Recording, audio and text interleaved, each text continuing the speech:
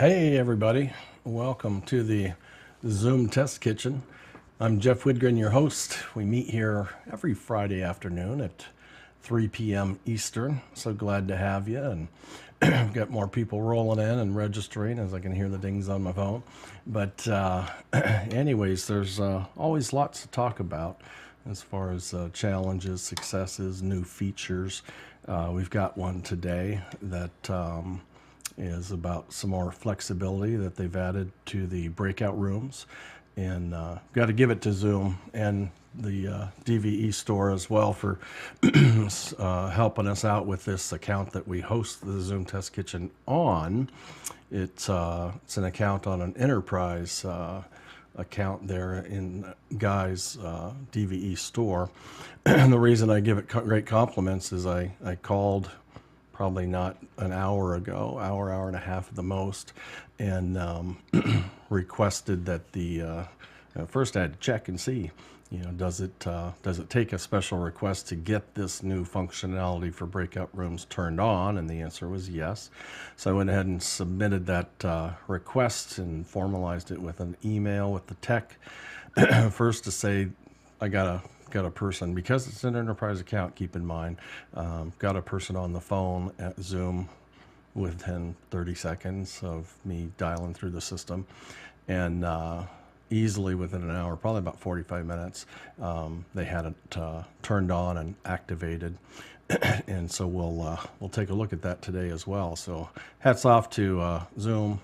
Thanks so much to Guy Cochran at the DVE store for sponsoring us with this 1080 HD account, as well as the enterprise customer support as well. So anyways, hello to everybody. Gosh, I'm not sure if any of you have your cameras on quite yet, so feel free, join us with some video as well so we can say hello and start some good conversation.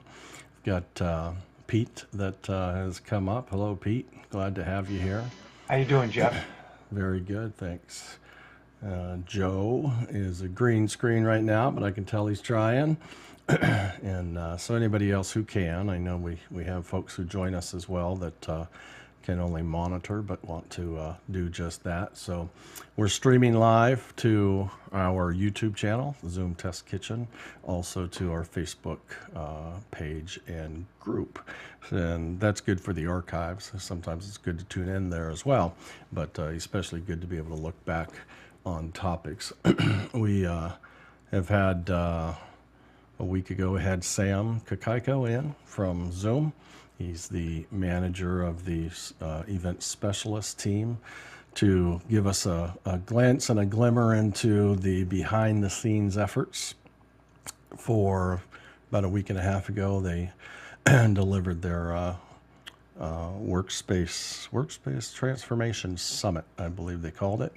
And they're not doing it all with Zoom either. If you're into full productions, it sometimes takes other products, from ATEMs to vMix or OBS, and a lot of planning, graphics, and so forth. But they did a stellar job, and Sam gave us some insight into that as well, what it took to make that happen.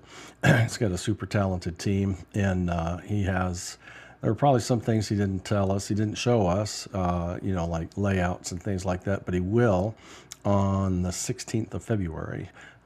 There's a formal behind the scenes for that summit that Sam and his team will be delivering and sharing with the general public as well. So with that, sometime during today's meeting, I'll put a link in the chat so that you can register for that event and take a look at all the efforts they put in and what's working well for them. They're definitely leveraging Zoom OSC and Zoom ISO, which they acquired a short time ago, and so it's all paying off. So anyways, let's say hello to some folks. Joe Walters, I see. How are you, Joe? Hi, good afternoon. Very good. Where do you come from, Joe? I'm just outside of Portland, Oregon. Very good. Glad to have you here. Have you been here before? I've popped in a couple of times just to listen in. Long time listener, first time. Yeah. Full on participating. Very Yeah, good. and I think I've seen your name floating around some of the some of the Zoom admin gigs that we've been working on, and Yeah. Yeah. Yeah. I come to this with a fairly nowhere near the technical knowledge that you guys come to it from, but I look for the the tips and tricks, the ways to make it work better, a little bit more seamlessly Yep. for our clients. So Yeah. yeah, glad to be Absolutely. here. Yeah, glad to have you here. Love that view too. Is you can read the docs, kind of the step one, step two, step three, but what's reality, right? And you can get things to work. I know last week before we wrapped up the kitchen workshop, I demonstrated how I kind of set things up. If I have, I had three PowerPoint decks, I think I did two PowerPoint decks and a notepad or something like that. Three applications that I knew I wanted to share throughout the meeting, considering that this was a production with a client and so forth. So it all had to be kind of in ready state, if you will. And so I launched both PowerPoints. We put them both in presentation mode, launched the notepad with some just garbage text in it, and then full screened them all, and then shared all of them at the same time. But because they were full screen, it was only one at a time.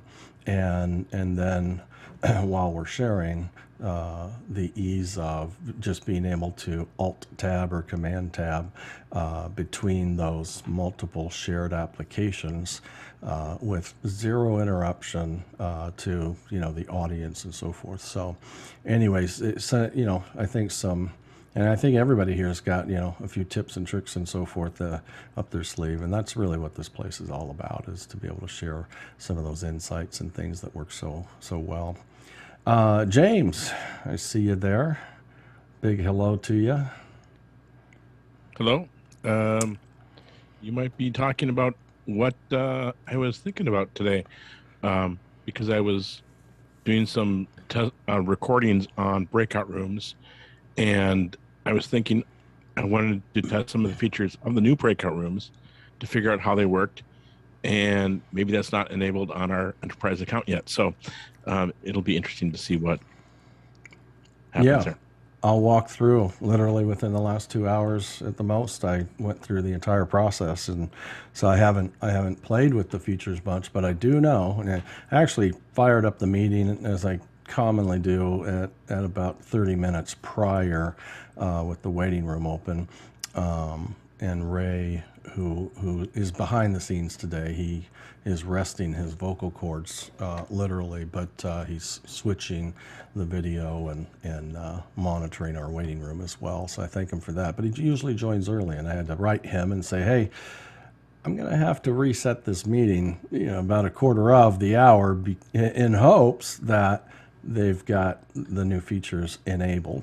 And so I did just that, but I did it right after I got an email from the support tech who indicated that the features had in fact been turned on and so forth. So anyways, the timing couldn't have been better, that's for sure. And so I look forward to looking at those features. James, welcome. Where are you connecting to the kitchen from, James?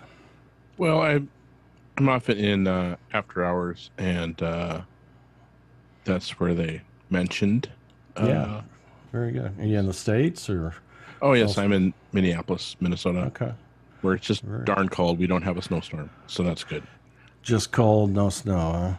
Yeah, we got some snow. I'm in Kansas City, and we got some, like 4 inches. Not too awful bad, but it's been cold and continues. A little bit warmer today for sure, at 30 degrees, but it's been in single digits with negative wind chills and so forth. So anyways, it's that time of year. It's been pretty mild up to this point in our area. Nikki, welcome. How are you? Good, thanks. How are you? Very good. Welcome back. And Been a while.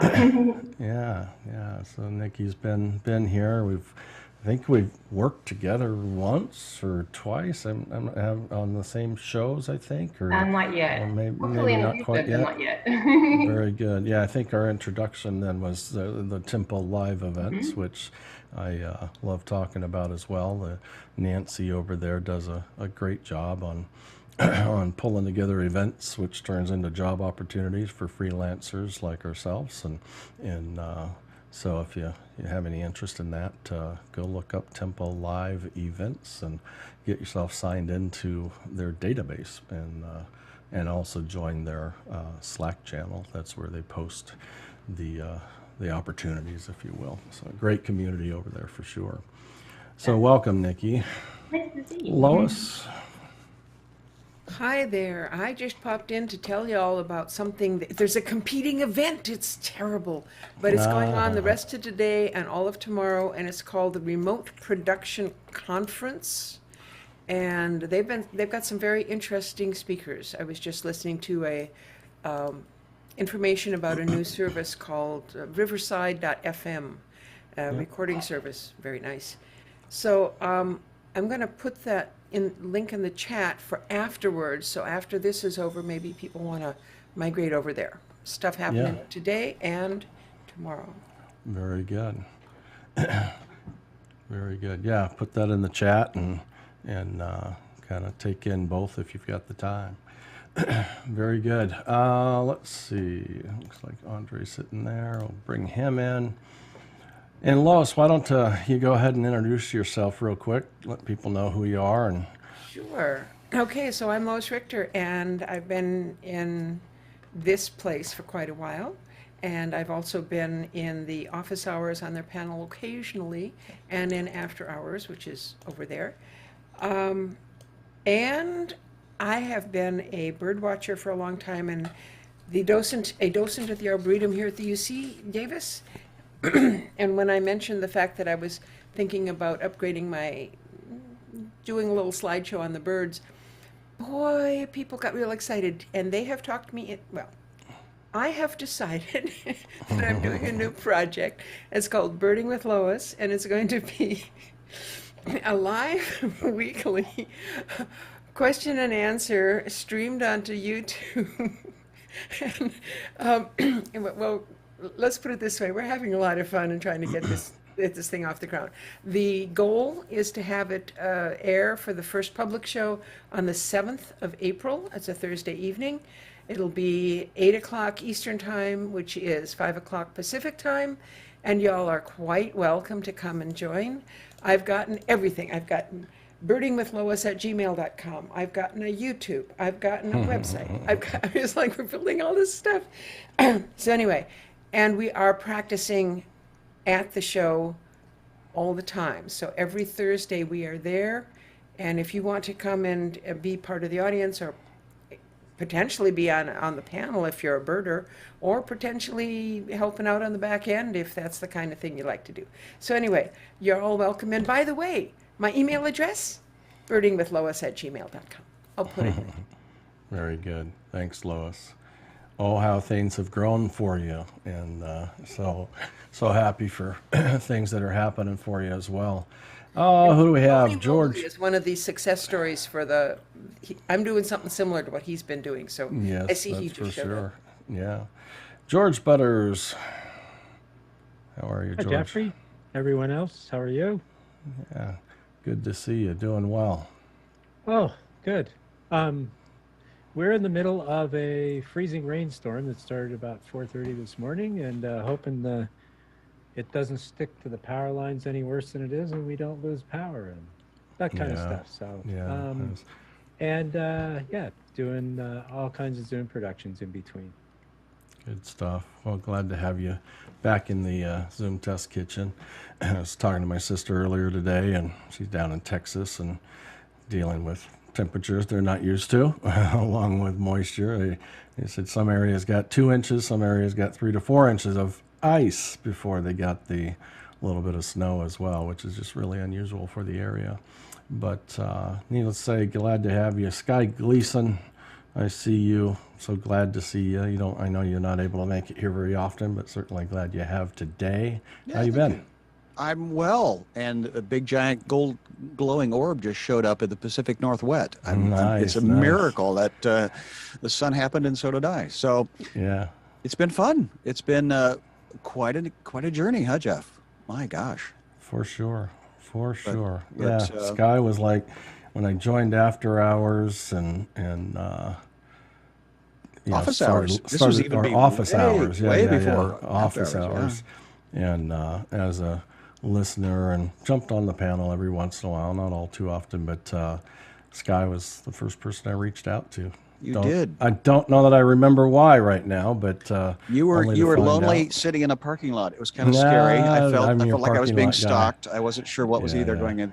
No, but you and I connected early on because we were all trying to survive and using this technology to help humans stay connected with other humans. And to that point, we are doing a second annual event with a group of executives from Amazon, and I went back and I watched the recording that we did with about 20 people, and cooking with each other in the kitchen was such a connective opportunity, and that we get to do it again in about 3 weeks. It's awesome. It's just fun. And what was is this just between you and me, Jeff? Yeah, and the internet. Well, that's like Vegas, right? It's going to stay. It'll stay amongst friends. But no, the secret is at the very end of drinking food or drinking wine and eating food, and then the secret is kids and puppies. Everybody goes and grabs their kids and says, "Hey, there's my little one," and and then here's my puppy, and here's my cat, and of course, certain people ring out birds, but there's Lois. There we go. So that's been quite the adventure of Sky Gleason. Very cool. And you didn't say the name exactly of the show, but it's Mad in the Kitchen, right? Mad in the Kitchen, yeah, and. Whatever V2 of that is going to be happening. We pitched to, now here's a unique thing for those that are creating content. If that's what and I know George, you and I've talked about this. You and I come from a certain way of doing things because it was big, heavy cables and big, heavy pieces of equipment. Well, today with an iPhone, you can almost be your own superstar, but you still need the talent, the vision, and the entertainment. And that's where Madeline Smithberg really comes into that.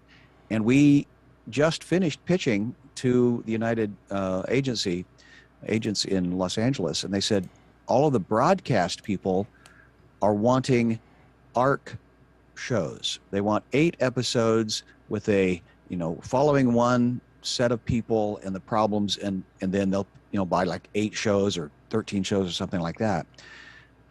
But what I'm seeing is, that's just a desperate attempt at trying to stay relevant. And what you're doing, Jeff, and what Madeline's doing is finding their audience, just like it was from the beginning, and not being beholden to the marketeer or the agency to squish you into a box that they just want to make money off of you. So there's that little secret. Yeah, thanks for that. It's been neat to see it grow and develop, and I saw Madeline's post a couple of days ago of she used to be a producer on David Letterman, and he called her something on the sidelines of the marathon that she was cheerleading. Anyways, it was a hilarious episode for sure. She was the human interest producer, and so she would scour. She said she took 32 local newspapers from across the United States. Well, this is 30 years ago, before internet. And so she would find these unique personalities and bring them all the way to New York and get them situated. And it was, one of them was a sheep herder. And in the Ed Sullivan Theater, they brought a flock of sheep and they were herded around inside. And it was, she said that was a lot of things that had to get cleaned up after that. Yeah, I bet. Well, very good. Who else on camera I haven't said hi to? It'd be Tony Mobley. Hello, Tony. Hello, Tony. Hello, Jeff. Can you hear me? We got you. All right. Good to be here. Just wanted to hang out for a little while. Very good. Always glad to have you. Tony Mobley. Conversations with Tony Mobley is a weekly show. Wednesday evenings? Is that right? Wednesday nights? Oh, you're muted. There we go. Wednesday nights, 8 p.m. Eastern Standard Time. Yeah. And some great conversations at that. And so other things to tune in. Mad in the Kitchen, The Birding, Tony Mobley. There may be others that have been unmentioned, but got one more with the camera on is Matthew Pavoni. Is that correct? Yeah, you said it. Yeah. Very good. Glad to have you, Matthew. Yeah, thank you. I'm just getting to the Zoom moderating job and producing with I think her name is Nancy from Temple Lives, and I used to be AV tech in hotel conferencing. I'm from New York City, Very good. so that industry's dying or dead or in a transitional stage, and i.e. no work right now in the city. So I'm trying to be a hybrid tech. So I'm just more knowledge of Zoom, or people have suggestions on trying to market, or companies that look for Zoom freelancers. I'd love to know more. Besides Nancy at Tempo, and Yeah. I just want to know, listening in, if this is once the pandemic is over, is the Zoom world kind of fading, or is this like the new world of business conferencing? I think there's been my belief is there's been far too much learned in the category of advantages for corporate America, businesses in general, that they're not going to be willing to give up. Whether that translates to virtual only or hybrid is going to be, up to them and up to us leading the way to where real value is easily recognized in virtual events versus just a camera on the back of the wall. So I think it's here to stay. I do think that there's probably, stabilization, if we watch the market itself and investors and so forth, and in companies like Zoom and others, I think we'll see stabilization take place, that, the height and the hype and so forth might, level itself out. But I think it's a long haul. I certainly wouldn't encourage anybody who's invested in it to keep it in a category of temporary, and I would truly maximize the skills and exposure and make the very best of it. There's several others. It's temporary in the sense of combustion engine. Yeah. A lot of people had horses at one point. Yeah. But long transition too, So it's a good skill set to keep in market and brand, because I get it. Like, I've been in the hotel New York City world for like 20 years, and like a Danish coffee is like $20 per client, and like to room them and to bring them up and have have like stuff after the show is over, versus just kind of like a hybrid meeting where people are in central locations or just have one big one a year. So I get it. I just want to know the inside. People on your end, like, you're seeing stuff that's kind of sticking, and it's just a matter of time where it just stays, and the technology is really even more. Well, I think, my experience is there's a lot of companies that are just simply planning virtual events, virtual get-togethers, virtual company meetings, and then there's those others, jobs that we tag onto and become a part of the solution, that are absolute rat races, because they planned physical as long as they possibly could, and then they have to scramble to turn it into a virtual in a very short amount of time, which just inserts so much risk into the success. And it really it's kind of an unfair presentation sometimes, but then there's a lot of compliments to the crew that makes it all happen. But it's unfair. It's like, hey, here's your competitor, the virtual platform. And we're going to give you a fraction, an ultimate fraction of the time to actually go prove yourself. And because the lack of our planning is now your emergency. Go make it happen and make it great, right? And so it's a bit unfair that way in some cases. But those, I think primarily are the companies and sometimes just the events, the type of events where there's sales kickoffs or their award banquets, things like that really do deserve, the ability to have people pat each other on the back and go out and have drinks and so forth. And so I understand, the contemplation, but, the reality is we're not finished with what we've been dealing with for the last 2 years either.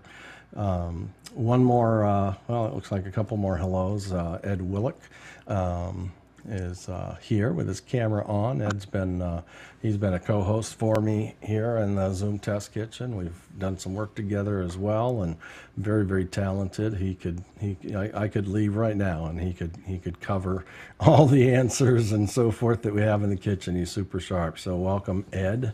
Grand Rapids, Michigan. That just blows my mind that it doesn't say New York anymore.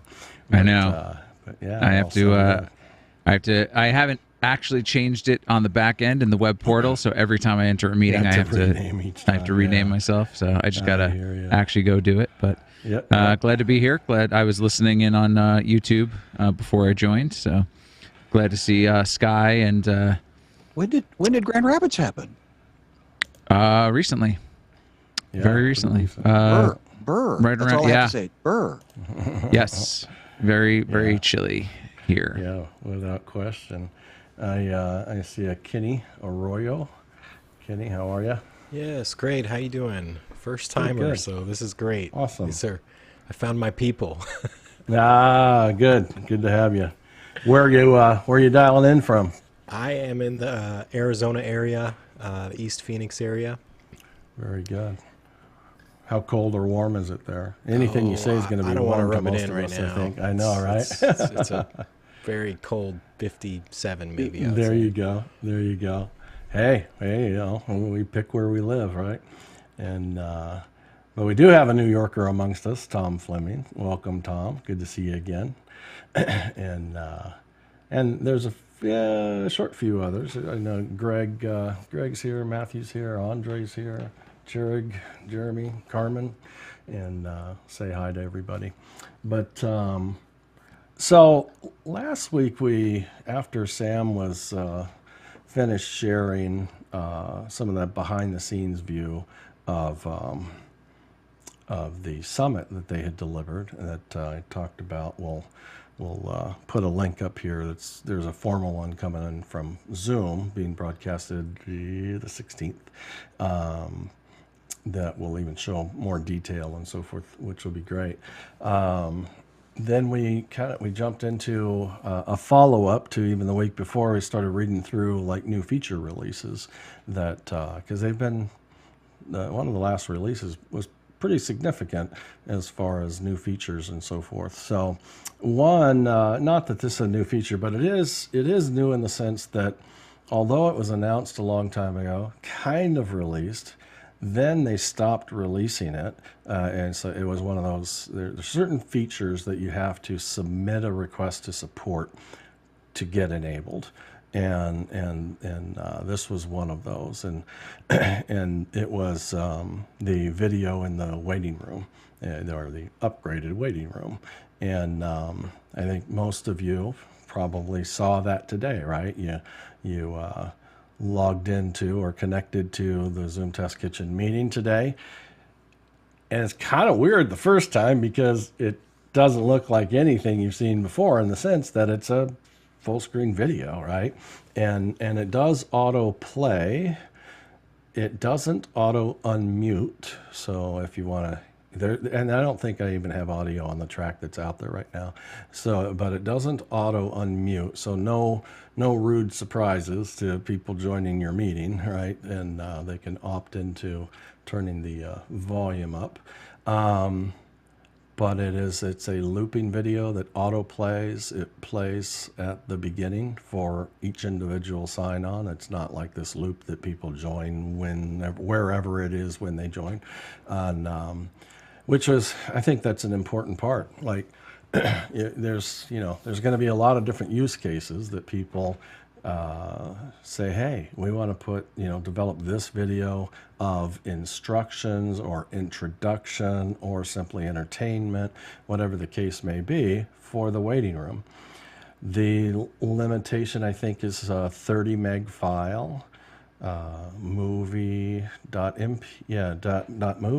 .mp4, and I think there was one more. I'd have to look at that setup, and back in Zoom, I'll take a look at that. But those are the two for sure, and I think there's actually a third one. And so you can pop that up there. The question is how much can you fit in a 30 meg file? And then how long is it? And so let's say we had a 30-second instructional video. Then you'd have half a chance. I've never really paid attention to how the waiting room is sorted. Does anybody here know? I am pretty familiar with the participants list sorting, but I'm not familiar with, I've never really paid attention inside the waiting room category. Does it sort alphabetically? Does it sort on first arrival? I don't actually know a solid answer on that. Point being, if I were to say, hey, Ed, would you manage the waiting room during this event? Just make sure to give everybody who arrives at least 30 seconds there before you let them in. That would cover that 30-second video. Question is, which is blank right now, nobody seems to have it, including myself, is can Ed actually track first in, first out, or what? It would be a pretty tough task to do that, but at least giving folks some visit time there, so that they get a glimpse, if not all of the video. Sometimes it might just be entertaining, and that's okay too. I think it's a much improved, potentially a much improved experience versus just the plain old waiting room. Somebody was going to say something. I heard a voice. Hey, Jeff, Yes. do you know if they are going to be making it so that the video, the video completes before it announces the arrival of the person in the waiting room to the host? Yeah, I don't know as far as, do I have insight to that? I don't. And so it's, going to be an interesting add-on. So we did that would be perfect, because then we could just let them in right away, knowing that they show up to us because they actually finished that waiting room video. The video itself is here. Let me share my screen over here. This is the back end where you customize. In the back end portal, you go to customize waiting room. And with that, there's your default waiting room, just a welcome to the name of your meeting. And or you can also do a logo with a message, and or you can now add a video as well. And as you set this up, so it says it's 30 meg, MP4, MOV, and M4V. That was that third one I was thinking of. And you can preview it here while you're setting it up. That's what you would have seen. It's just the pre-roll that once you get in it, you can unmute it manually here to preview that as well. And away you go. So that's that. And then the other, and that, by the way, is a well, I'll say it was. I don't know if it still is or not. That was that feature that was released quite a while ago that was then stopped. It was a release announcement, and they released it, but it was one that you had to request. And so they would comply to the request, to anybody who requested it, until they stopped complying. I don't know what problems they ran into, but they ran into issues to where they stopped releasing it even on request. I experienced that myself, and they kept it at least a couple more months, got it all fixed up, finished up. Don't know all the changes. I don't think it used to autoplay. That was one, but then now it's back. Now I don't know if it ended up in the Zoom Test Kitchen automatically because I had previously requested it or because everybody has it now. I actually don't have perfect clarity. But if you don't see that under Customized Waiting Room, you'll have the answer, and that is you'll need to submit a request to support to simply enable the new waiting room with video support. And then the other... You want to test that, Jeff? Test what? Do you want a couple of us to leave and come back and hang out in the waiting room and you see which order we're in? Oh, for the order of the waiting room, I can just, you don't even have to leave. I can send, let me send 3 of you there and let's measure that order first and see if it sticks. So Lois, you're going to be first. Let's see where you end. Okay, so, let me see who's here. Ed is a co-host. Ray is a co-host and I'm a host. So we'll have the visibility. We'll share out loud with you. So Lois, I'm going to put you in the waiting room.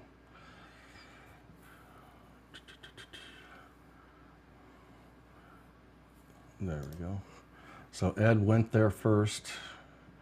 Now you're back at. Who let him in? Don't let him in. Who's doing that? Is that Frank or Ray? Anyways, Ray and Ed, don't let anybody in from the waiting room yet. I want them to sit there so we can measure order. So Lois is in the waiting room. Greg Gibson, if you're listening, I'm putting you in the waiting room. I'll bring you back in a moment. Greg got added second, but he went to the top of my waiting room list. Ed, what order do you see? I actually don't see an order. Oh, they're there. I see Greg and then Lois. Okay. Actually, now I see it. So now I'm going to let me take Andre, which is the letter A, and you're thinking like I am, Ed. You put a number 1 in front of your name. I'm going to send Andre there. Yeah. So it looks like it is alphabetical, which unfortunately doesn't help us on that whole time of arrival, piece. But I'll click on admit all now so everybody can come back. But yeah, so there's not going to be a time of arrival advantage of people coming into the waiting room and asking your waiting room moderator to make sure they stay there at least 30 seconds so they can see the video. It's an alphabetical sort. So that would be a request that I'll submit to Zoom as a feature request to a sort by time of arrival. But then, there will be others who complain about that. I would be on certain events because there's, if I have a big waiting room by design, most of which is audience, but 3 people that I need to pull in because they're the speaker early arrivers that I need to let in, it would be harder to find them if it's time of arrival sorted versus alphabetical because I would know their name. So there's always those things to contemplate for features and so forth. James, I think you're first, and then Lois. Yeah, I'd like to know Lois's what she experienced in there.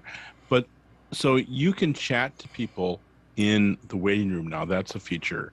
So maybe there's a way of having you chat to have them let you know when they finished watching the video or something like that. I'm not quite sure. Yeah, it's certainly possible. Like right now, if I, to your point of being able to chat, I always like to, show and demonstrate and confirm.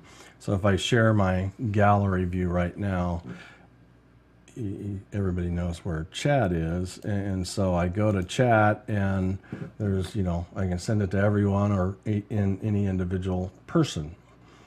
And I just don't want people to think, oh, mine's not doing that. There has to be somebody, at least somebody, in the waiting room to be able to have the option. Ed, can you bounce one in there? Oops, don't want to do that. I'm going to bring one of my machines back in. I took them back out, but I'll put them back. As soon as one of Ed's machines arrives in the waiting room, then I'll pop this list up.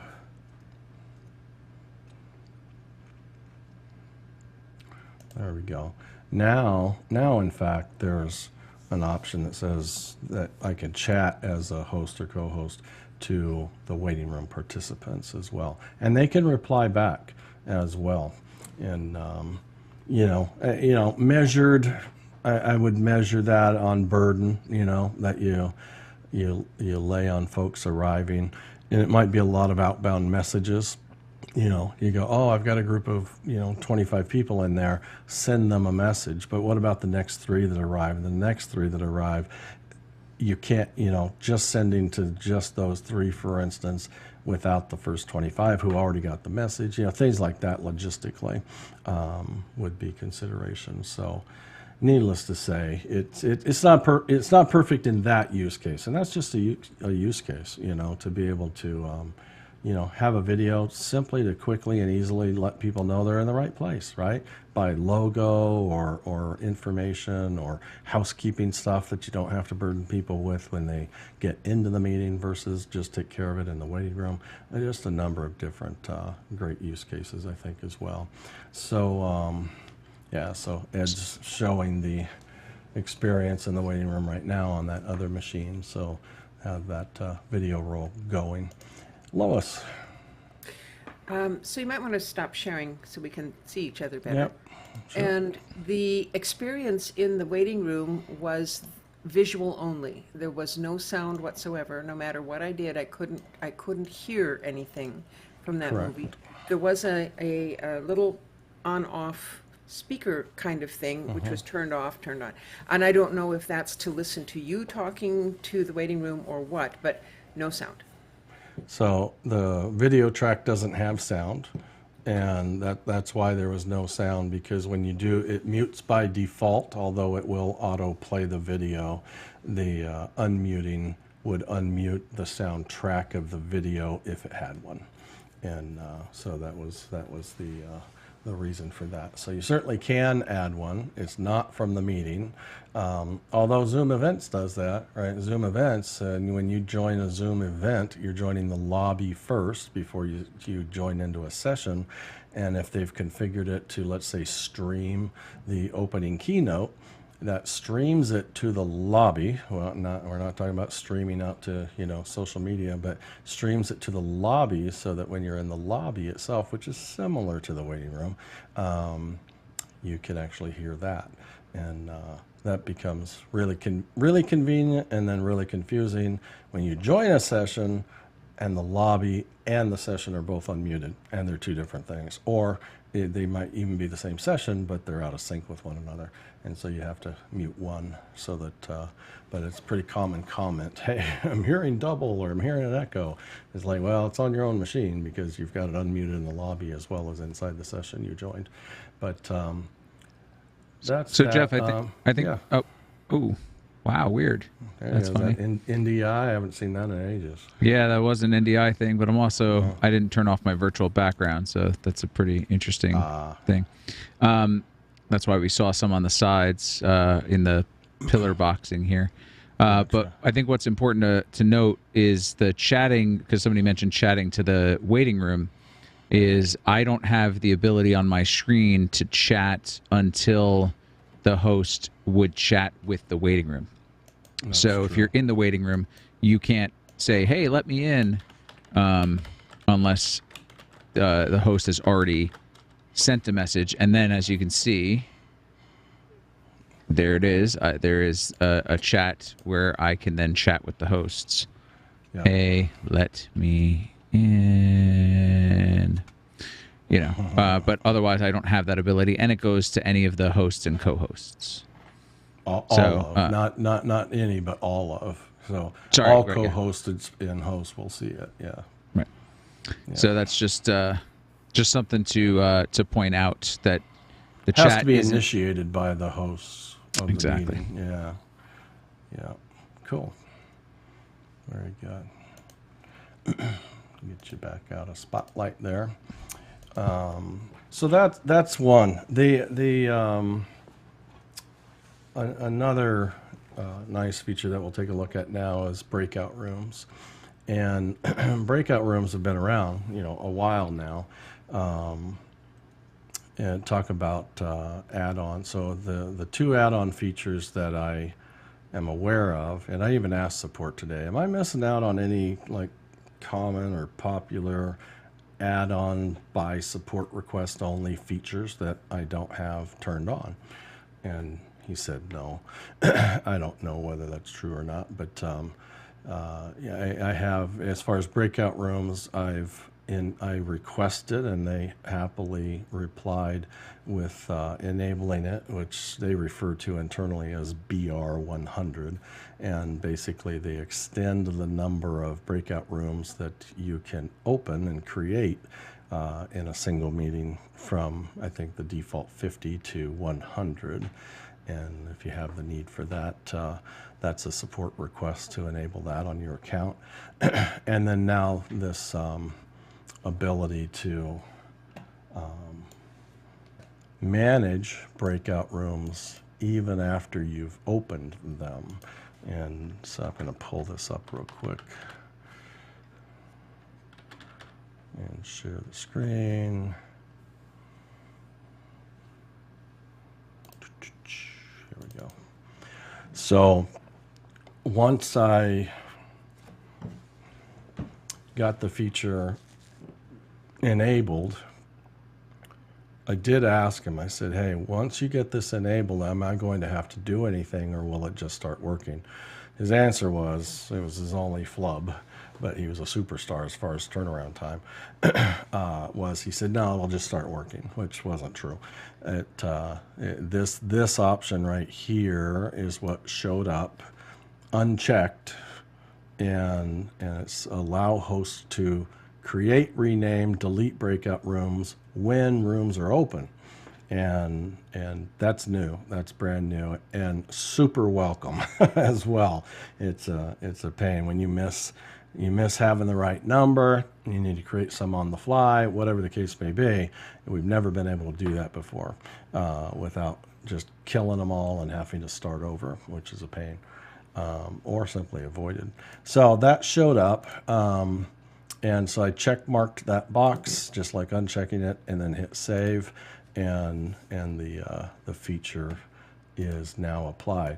Some of you may have noticed, if you watched your screen close enough when you connected to this meeting, you would have seen a fairly quick progress screen indicator that says loading breakout room information or configuration, and that's fresh as well. One of two things. One, I've got it enabled.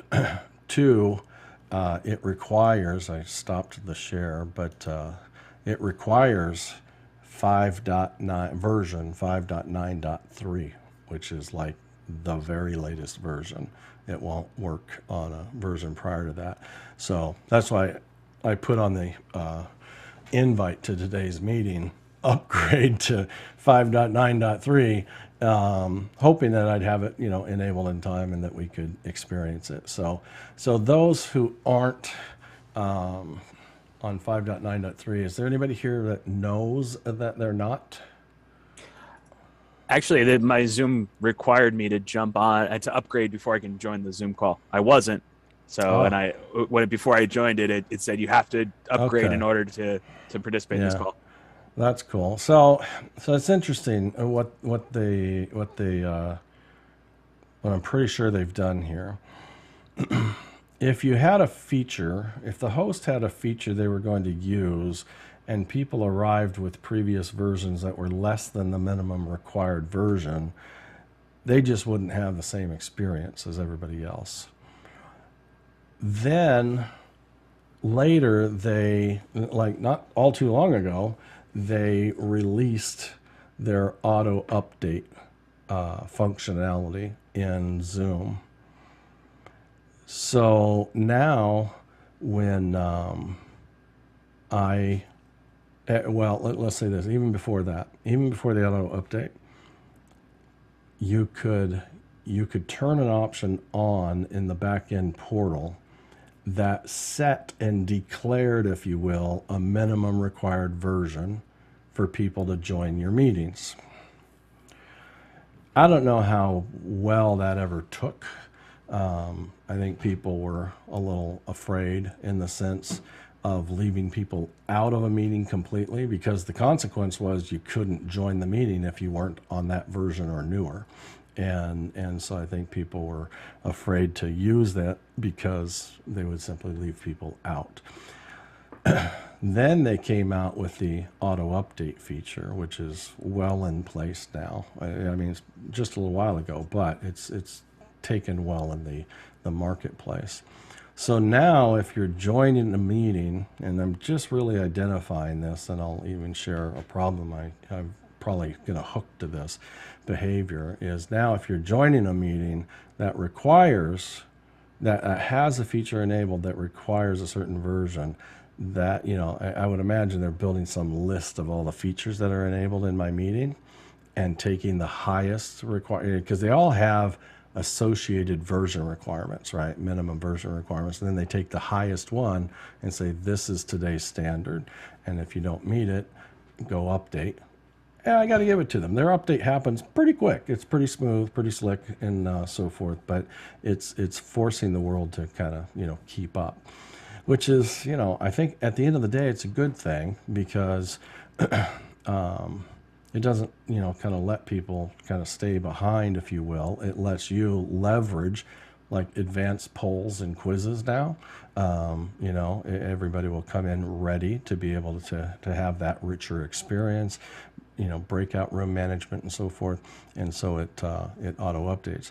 I will say, I'm pretty sure this is the reason I have a few computers around me. I have my iPad, I have a Mac, I have another PC, the streamer, that is streaming this meeting as well. And so I've got 4 machines in the meeting right now. And at times, one of them will actually act as my Zoom OSC machine, which I don't have connected because I can't connect to my Zoom meeting anymore, my Zoom Test Kitchen meeting with Zoom OSC, because Zoom OSC or any third-party developed solution uses the Zoom SDK. And the Zoom SDK has a hard high version limit that Zoom has released, right? Like this SDK is version such and such, which is usually several steps, several versions earlier than Zoom's real client, if you will, publicly released client. And because I'm trying to connect with Zoom OSC to a meeting that has a feature version requirement, it won't do it. And so I have multiple Zoom accounts. I started one with my own Zoom account versus the DVE store here, and it connects just fine. And so it's all about features. But if I were to turn on some of those latest features on my own account, the same thing would occur. The requirements to join the meeting are far higher than what the SDK can possibly support. And I would just be aware. I'm pretty sure, I'm going to get some clarity from Andy on that, but I'm pretty sure that's what's happening, because there for sure what's not in place is on the Zoom Test Kitchen Zoom account. It does not have a minimum requirement that's been specified. I think it's now all following features that I've enabled, and so that's the push. Any thoughts, questions, experiences around that? Yeah, Lois. So you were saying that the auto update would update if you needed it. It didn't for me. It gave me a message and said it's either update or die. No, update or don't come in. And so, but I had to choose that. It wasn't auto updated.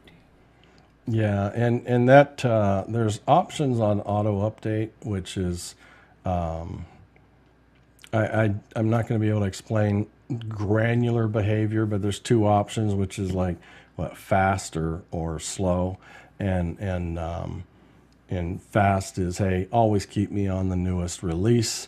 The slow, I don't know their formula on what determines slow. I would guess it has something to do with what they internally define as their most stable recent version, and so it lets you kind of, you know, stay there until there's a next new most stable version. But I would guess that maybe your option is might be slow versus fast on the auto update option. It's in your settings, but we might double check that and see. And that would just I would just suggest that just because it would be investigative on my part. That's my thoughts behind maybe the slightly different experience for you. I have a question. So I'm a novice at this. So if we have 100 clients coming into a Zoom meeting and they're going to need a breakout room, if clients don't have the updated version, do they are notified by Zoom automatically, or does like me say you must have this updated and you send an email or you send something out? Did I miss something? There's two levels of breakout room version requirements now. So the previous one is pretty, I'll just say pretty old. I don't know what the number is on it was really, I don't recall so much a version requirement previously as much as a platform requirement. People hitting you with a Chromebook versus a mobile device versus a desktop and so forth. They might have different experiences, although that's improved a lot over time. But now, if you were to go through what I went through today, request to support to turn on the new enhanced breakout room management features, you essentially are, and I haven't dug for this, and I don't know if it's documented out there yet or not, but I think what's going on is, hey, if you request this feature, realize, and as a matter of fact, I'll read this email from the tech today.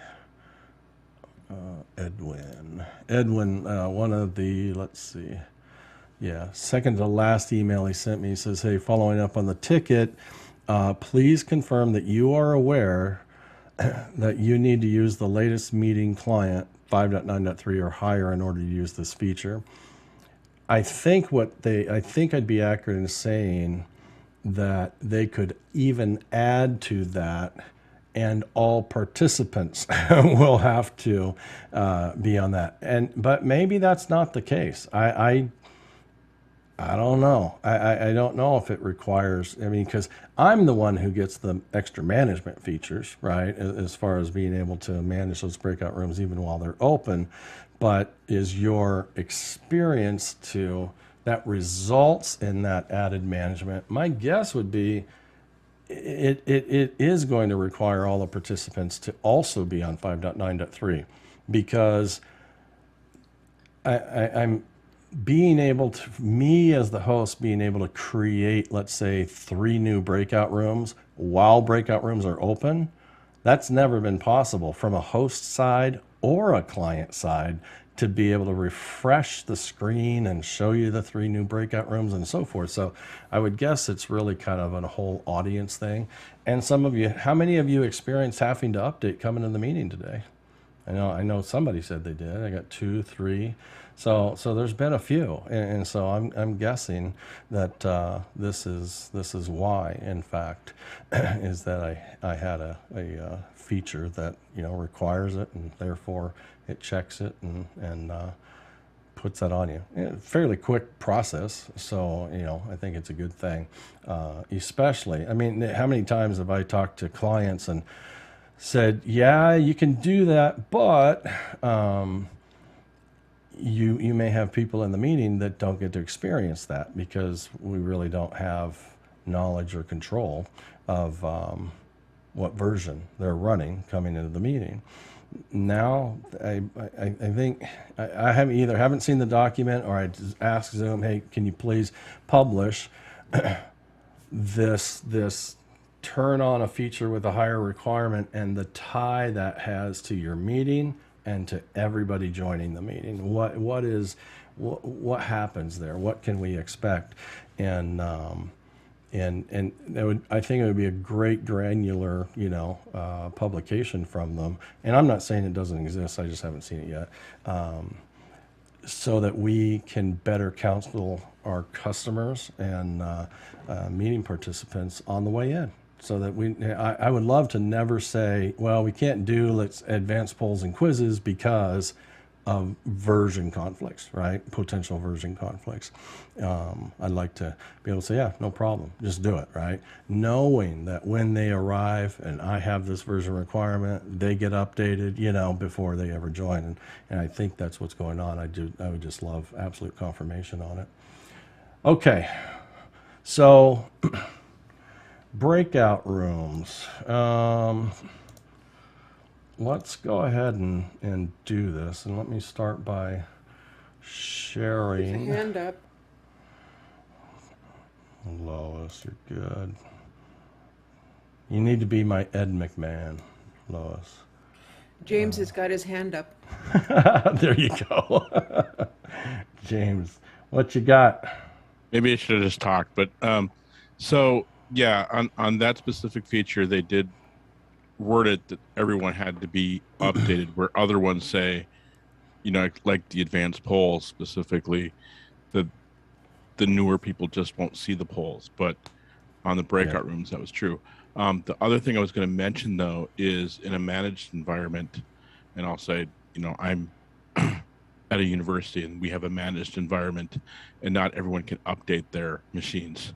Yeah. So that's where we're kind of slow sometimes turning on some of those features, which now it makes sense why they didn't turn on the advanced breakout, some of those new ones for us. Yeah, for sure. Makes a ton of sense. Yeah. Corporate policy, educational campus policy, things like that definitely have those alignment characteristics. And, lockdown policy that says, hey, the person logged in using this machine right now just simply doesn't have the rights to say okay to apply an update. And so it takes a push from the admins to push those updates out at a given time with the right privileges and so forth. All right, so I'll share this desktop for a moment while I bring up breakout rooms. And so I have some lingered leftovers here that I was testing this earlier, but they're not open. It's just being able to, do a recreate. So assign on this dialog doesn't change. Assign automatically, assign manually, or let the participants choose. And so I will I'll do assign manually. How many people we got here? We got enough. I'll do assign automatically. And I'll do 3 breakout rooms first. It says 7 participants per room. And I'll say recreate. So at this point, it's done its selection. And so if you take a look, I just point out a few things. And this is for anybody. I mean, for those new to the kitchen, this the kitchen is not to come listen to Jeff all the time. I mean, we got plenty of experience and knowledge here from others. And so feel free to not have to be paused by raising your hand when we get into these types of discussions, and just insert your experience and knowledge as well. So we got Carmen, George, Pete, Sky, Steven, Streamer, which is my streaming machine, and Tom. And then we've got Andre, Churig, Ed, Greg, Jeff, Lois, Ray. And then I've got a Jeff Mack. And yeah, I want to make sure that was true. And the one that's missing is who? I mean, it's me, right? Yeah, so myself. And that's because I'm the host. But that behavior of, hey, don't move the host, does not apply to co-hosts. So be aware that, if you're a co-host or you have co-hosts in the room that don't want to be moved or shouldn't be moved into breakout rooms, that they will be automatically assigned. But the other downside is that little friendly co-host parentheses in the participants list does not show up in the breakout rooms list either. Edward, what you got? So it should just be, since we're talking about co-hosts and breakout rooms, when I click, because I am a co-host, the breakout room button, it has not updated on my side that you have reduced it to 3 breakout rooms. Yeah. I still show 5 breakout rooms and I have an open all rooms button that if I opened the rooms, I believe it would open with what I have on my screen and not what you've done on your side. Because he hasn't saved yet. Exactly, because he hasn't opened them. He's just recreated them.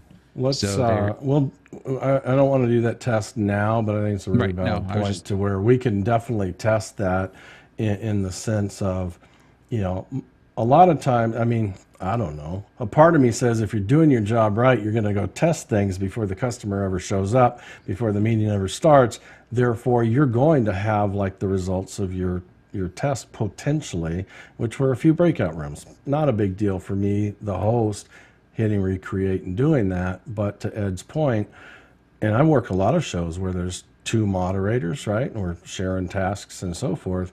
And, you know, if you're splitting tasks and so forth, to be aware of these potentially unique behaviors that Ed just brought out, we'll test that out and hammer it down to find out. So I'm going to remove well,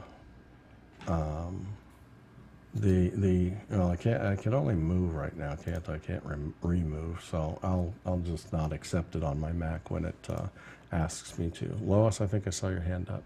What's in the options down there at the bottom?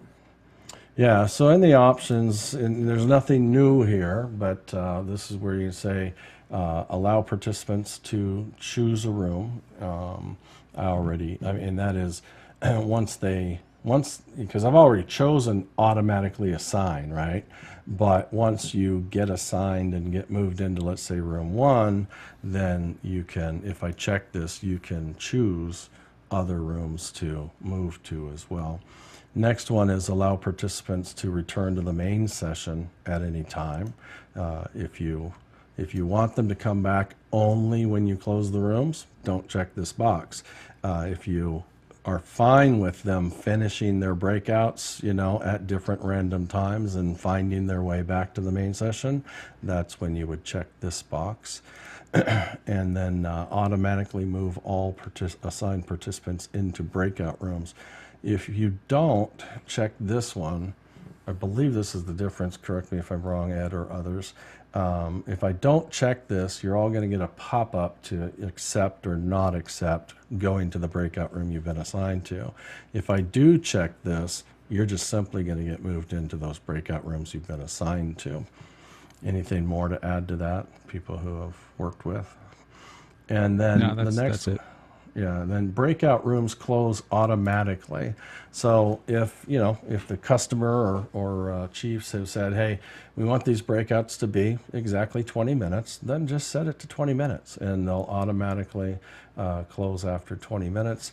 And says 30 by default, but you can change that. And then notify me when the time is up.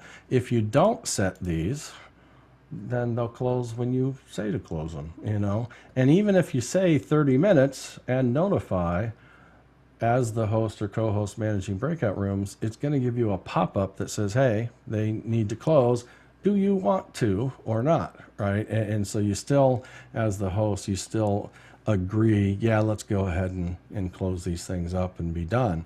But so my whole point is sometimes you get into meetings and all of a sudden, you know, the meeting primary moderator speaker says, hey, we're running a little behind or whatnot. Can we add 3 more minutes?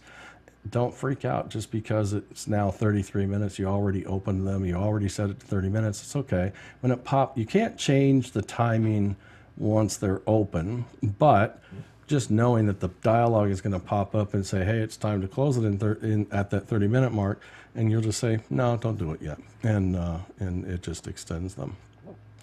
And then this one is countdown timer after closing the breakout room. So you can send a message. We'll look at that. You can send a message if you want to and say, hey, the rooms are going to close, let's say in 1 minute. And then you go ahead and close them.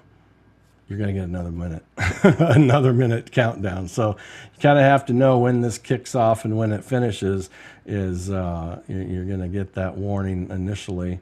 and then this is the final countdown. So any countdowns that you've ever seen or will see before that, this is the final one. So set the countdown timer to 60 seconds, and that is after you've closed them. So even after the host had closed the breakout rooms, this says do a timer for 10, 15, 30, 60, or 120 seconds.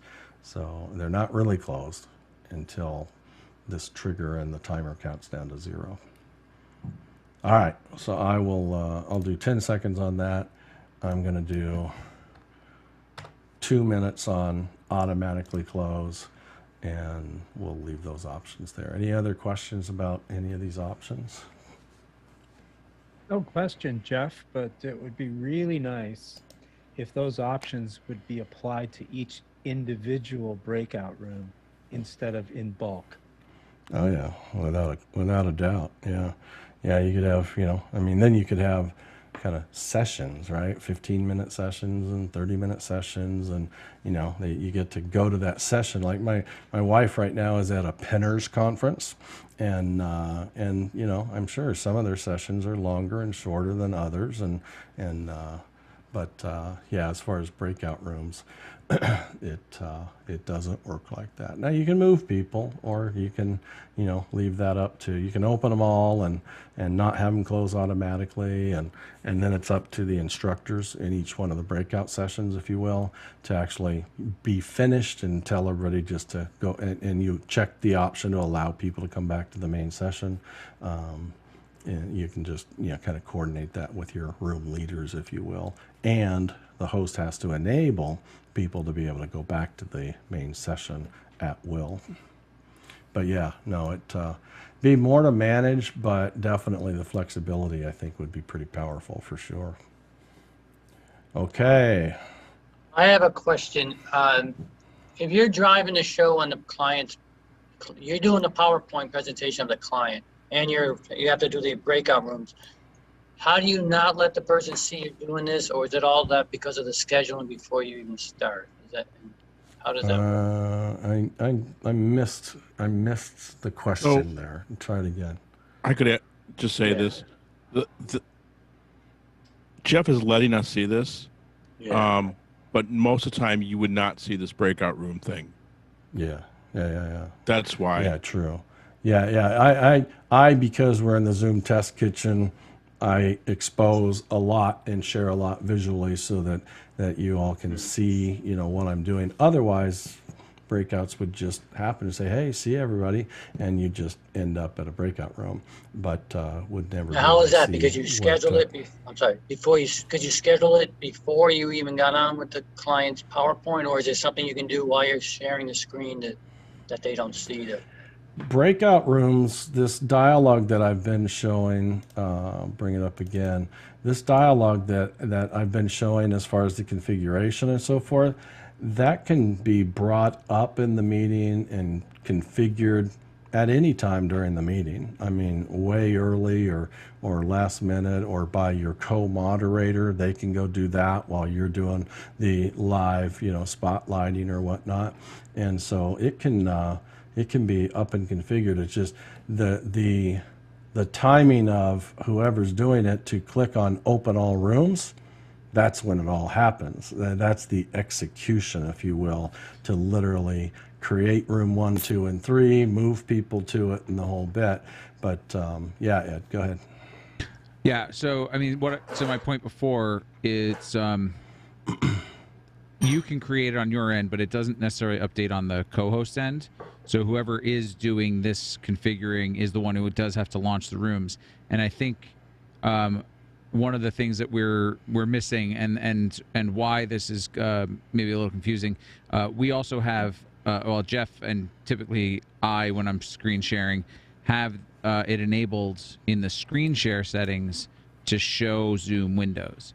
So Correct. Normally, if you were screen sharing, your Zoom windows wouldn't be present to the rest of the audience, but that is a checkbox in the screen share settings to show my Zoom windows to other participants. Under the share screen. Okay, that's what I need to know. Yeah, so. Yeah. So if you're doing Zoom if you're not doing Zoom training, you don't want the Zoom windows to show. I mean, every once in a while you'll see it takes a certain kind of computer / graphics card to actually show these floating gray boxes on top of a share. But those floating gray boxes are commonly like the toolbar of Zoom or whatnot. And but I intentionally want you to see my Zoom windows because of what we do here in the Zoom Test Kitchen, and so I enable that. Now, if I didn't have this enabled when I started the meeting, because I'm on a PC, I can't just enable it and it'll work. If I have to actually leave the meeting and come back, and as the host, that's a problem. The meeting actually has to be, I don't know if the meeting has to be restarted or just my client needs to be restarted, I think. So I could let somebody else be host while I leave and come back. But on a Mac, it will, there's several of these settings that a Mac will dynamically change while you're in the meeting. Lois? Okay, so a couple of things. One, I'm thinking about, we'll all go to the breakout room, and there's also a bunch of people who haven't gone to the breakout rooms, so they're still in our plenary session. And then as the breakout rooms trickle back in, it can be a little confusing. So maybe if one was doing a situation like that, you might have the plenary in an additional breakout room, and so that you treat that the central room where people come back to just as your lobby or your waiting room. See, I don't want to use those terms. As your hallway, your entry hall. And so that the people coming back from a breakout room wouldn't interrupt the discussion going on in the central room. Now, I'm wondering if they have any options. Now, right now, your options in breakout room is leave the meeting or go back to the main room. I wonder if they might at some point have a third option. So you can leave the meeting or you can leave the breakout room but go to some holding area. Well, I mean, if I well, let's say because I have allowed participants to choose a room, once you're in your first assigned room, you can move to other rooms. I may decide based on your conversation, not allow you to come back to the main one, but allow you to choose other ones. So you can bounce around, but you can't come back until I say everybody can come back. So depending on the desire. I mean, I've worked many of shows where the main room is actually just they call it a green room, but it's a green room / dispatch room as well. So when clients show up, they get tech checked, and then they get moved on. When freelancers show up to do their job, they just say, "Hey, it's Jeff. I'm here to manage such and such a meeting." And he goes, "Oh, I'll send you there." Boom. He just sends me to the breakout room that is under my control during the meeting. So they dispatch, but it just becomes that one central point where everybody, client and professionals, come, and then they either get a prezzo and then moved, or just simply moved to the room that they're working on as well. Okay. All right. So yeah, Tom. So I've had experience with meetings where they supply me with the list of breakout rooms. They put all the people into the initial breakout room, and then they have another set of breakouts later in the meeting, and it's a scramble, right? I haven't found a way, and I don't know if there is a way, to have that second set of breakout designations imported in or preset.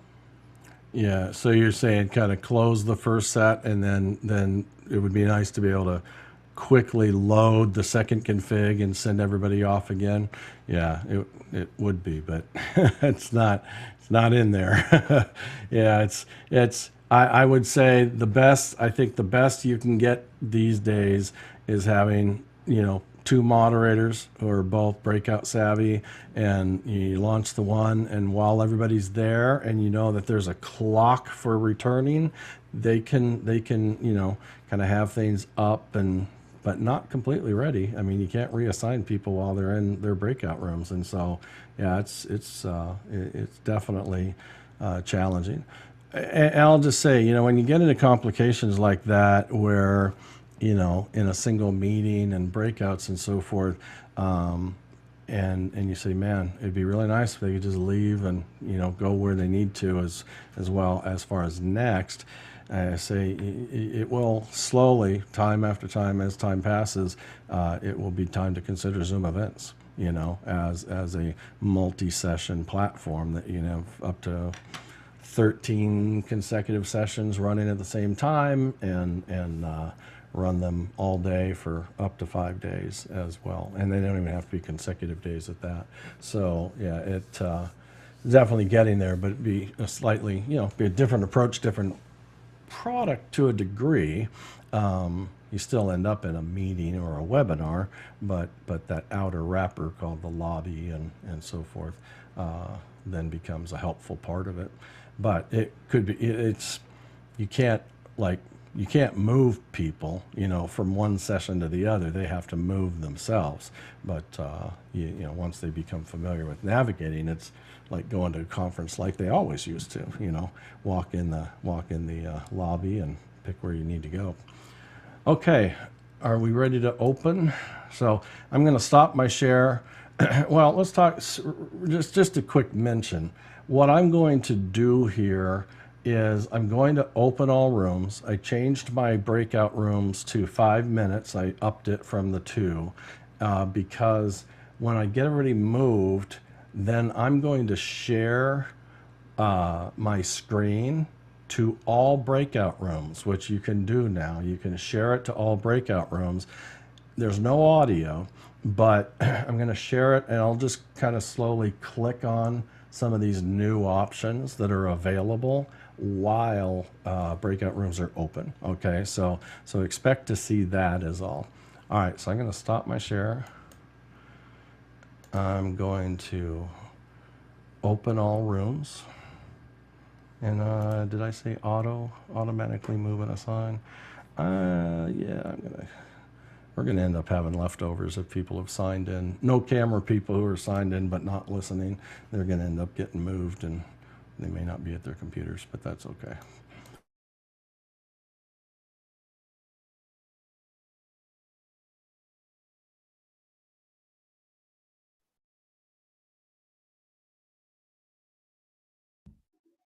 And hello. And Tom. And Stephen. How you guys doing? Good. And a bot. It's nice to be in room number 1.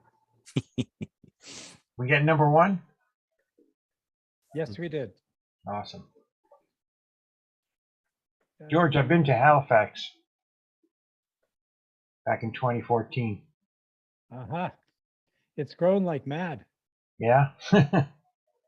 Well, many years ago, my wife went to the Nova Scotia College of Art and Design. Oh, yeah? ASCAD, right downtown. Nice spot. Yeah, we took a few days and drove all around Nova Scotia.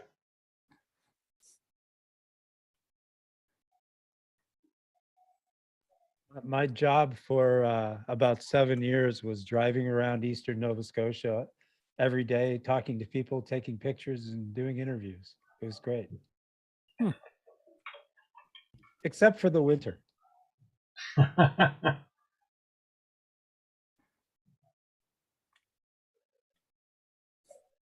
what's going on in Brooklyn, Tom?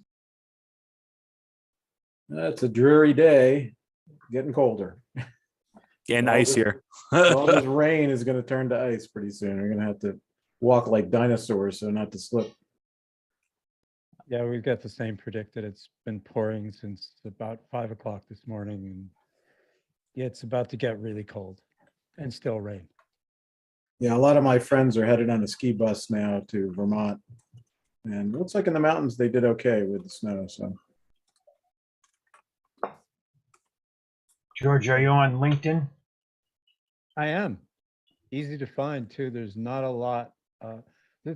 I've never had a hard time getting, you know, as long as I'm on relatively early to sign up for social media. I guess this There is it. just aren't a lot of us.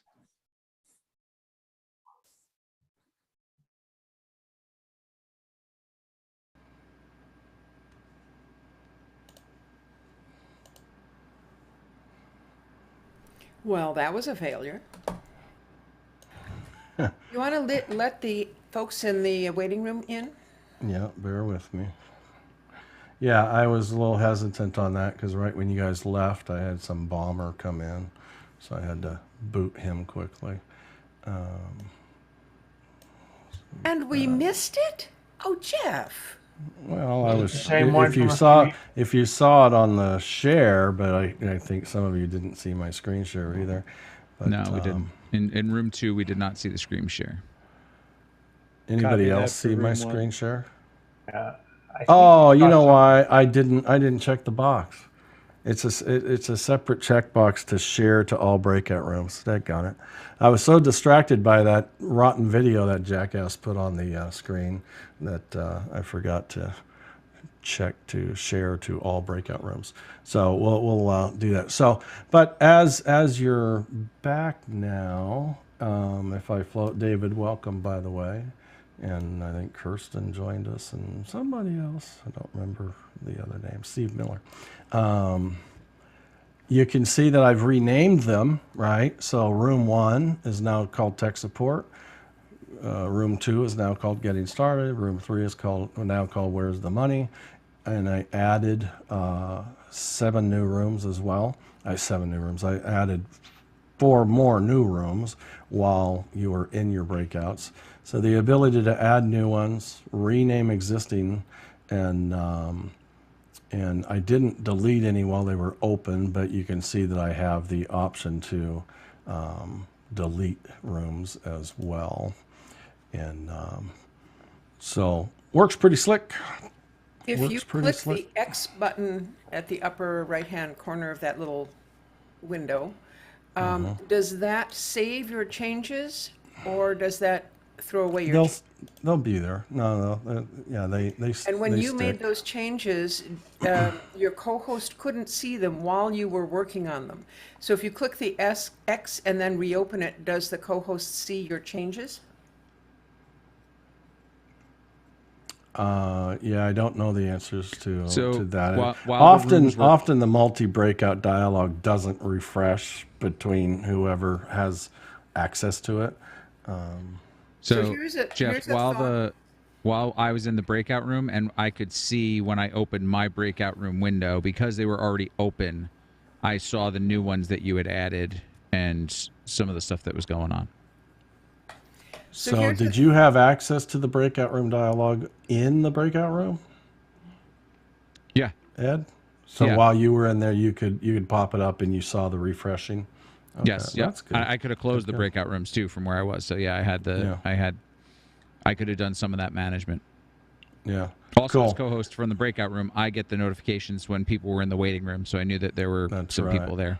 I just didn't know they were. And Kirsten mad wrote in bombers. chat that I was streaming room 1, which is Yes. true because that computer called Streamer got assigned to room 1, and that's the computer that I'm doing a screen capture of to actually deliver our stream out to YouTube. So that would be why on that one. So Okay. there's Yep. a solution in the challenge that Ed brought up. If he doesn't see changes while you're doing it, so you could the host could create the breakout rooms, do whatever. Meanwhile, the co-host could have all the other stuff ready to go. You open the breakout rooms from the host, and you close the breakout rooms, and in the meantime, the co-host says, go, and now you've suddenly changed in like 30 seconds, if that works. Yeah, I think there's one problem that I know with that, and there's one unknown that I think I'm pretty somewhat aware. One is Ed can't make tons of changes while they're open, whether he's a co-host or the host. He can't go wipe out like Tom's deal. He can't wipe these out and recreate these for readiness because there's only one set of, like real live things, and you have to have them closed to be able to like recreate, rename, restart them, if you will.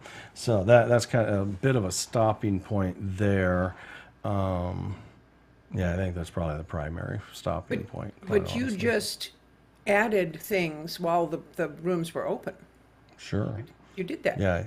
Yeah, but Tom's example, I believe, if I heard it right, was more of a kind of a complete reset. Here's the first 8 sessions, then here's the next 6 sessions, and they didn't have relationships to one another, and so it really is kind of a wipe and start over. So then you either have an audience, it's quick and easy enough to, kind of recreate them and rename and delete or add more or whatnot for the next session. But you'd have to have an audience that's completely familiar with, okay, now they're open and they can just start moving themselves into them. Or you have multiple moderators that, let's say you have 6 breakout rooms coming up next. I would say organizationally you have 6 co-hosts, one assigned to each known breakout room, so they can pull the person they know belongs in that, and you can move people. But it takes a great amount of organization, and sometimes it doesn't even work great trying to get people. That's how we managed something like that in the past. We've had a whole bunch of people, getting the people in the right spots. But I'm thinking that probably the best way to do it is to have people assign themselves, if they can do that, right? They can assign themselves to a room. Yeah. Oh, yeah. If you allow them to just move amongst rooms, then they can join a breakout room on the fly. Yeah, that would be the way. In advance, you let the people know you're going to go to room 3, room 4, and then room 6, and then they know in advance where they're going, and the onus is on the attendee rather than the. Now, so go ahead, Ed.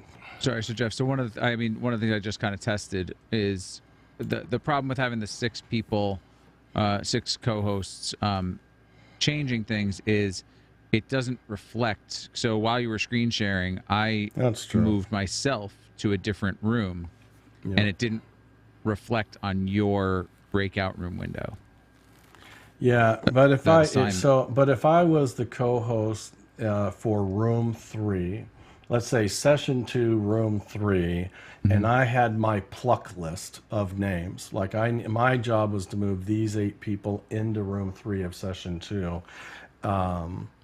My screen would update for just those 8 people as I move them into breakout room number 3, if you will. I would have no concern whether your name's updated or anybody else's name's updated. My names would update and I'd be done. And there should be no reason for any other co-host working in breakout rooms to need somebody that's on my list for my room. Right. My point was, though, it then comes down to who opens the room. So like right now, if I opened the room, I think the breakout rooms that I have. That's the gray area. Yeah, no, you make a great point and a reminder, because you said this really early. That is, while I'm here doing my thing and you're there on your dialogue of breakout rooms as a co-host doing your thing, and I hit open, what config does it take? Or if you hit open, what config does it actually apply? Right, which I'd be interested to see, I mean, right now...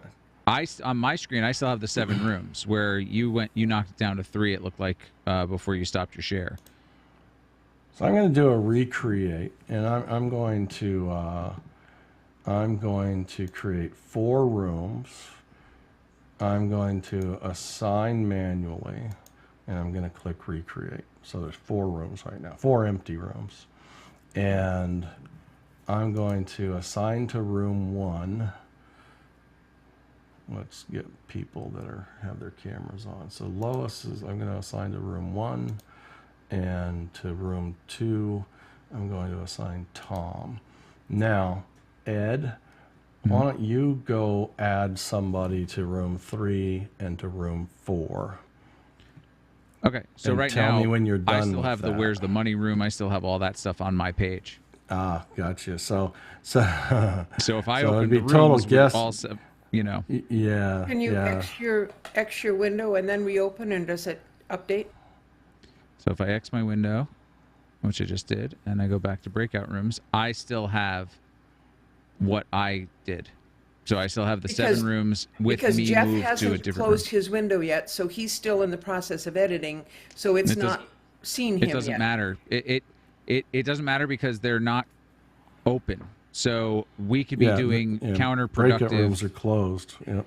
So Jeff, did you do your X box so that little window is no longer open? So I'm not sharing right now, so let me share what I'm doing first.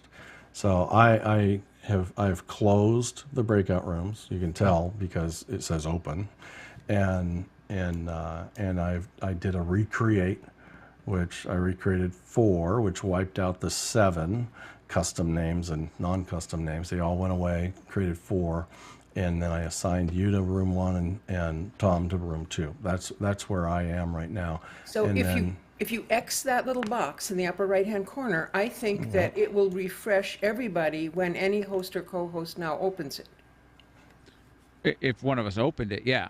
So, but because Jeff and I have 2 completely different layouts of breakout rooms, it becomes what does it do? Well, if I open it, is it going to open 7 rooms with a bunch of people assigned? Yeah. Or is I don't it mean going to open the room, I mean open that little window. If you close the window and then click on I breakout close that, room. you close we yours, just did. Ed. I'm Yeah. going to open mine, and you open yours. And we don't Great. see the same thing, is the point, right? No, I see the same thing I had, and not what you have.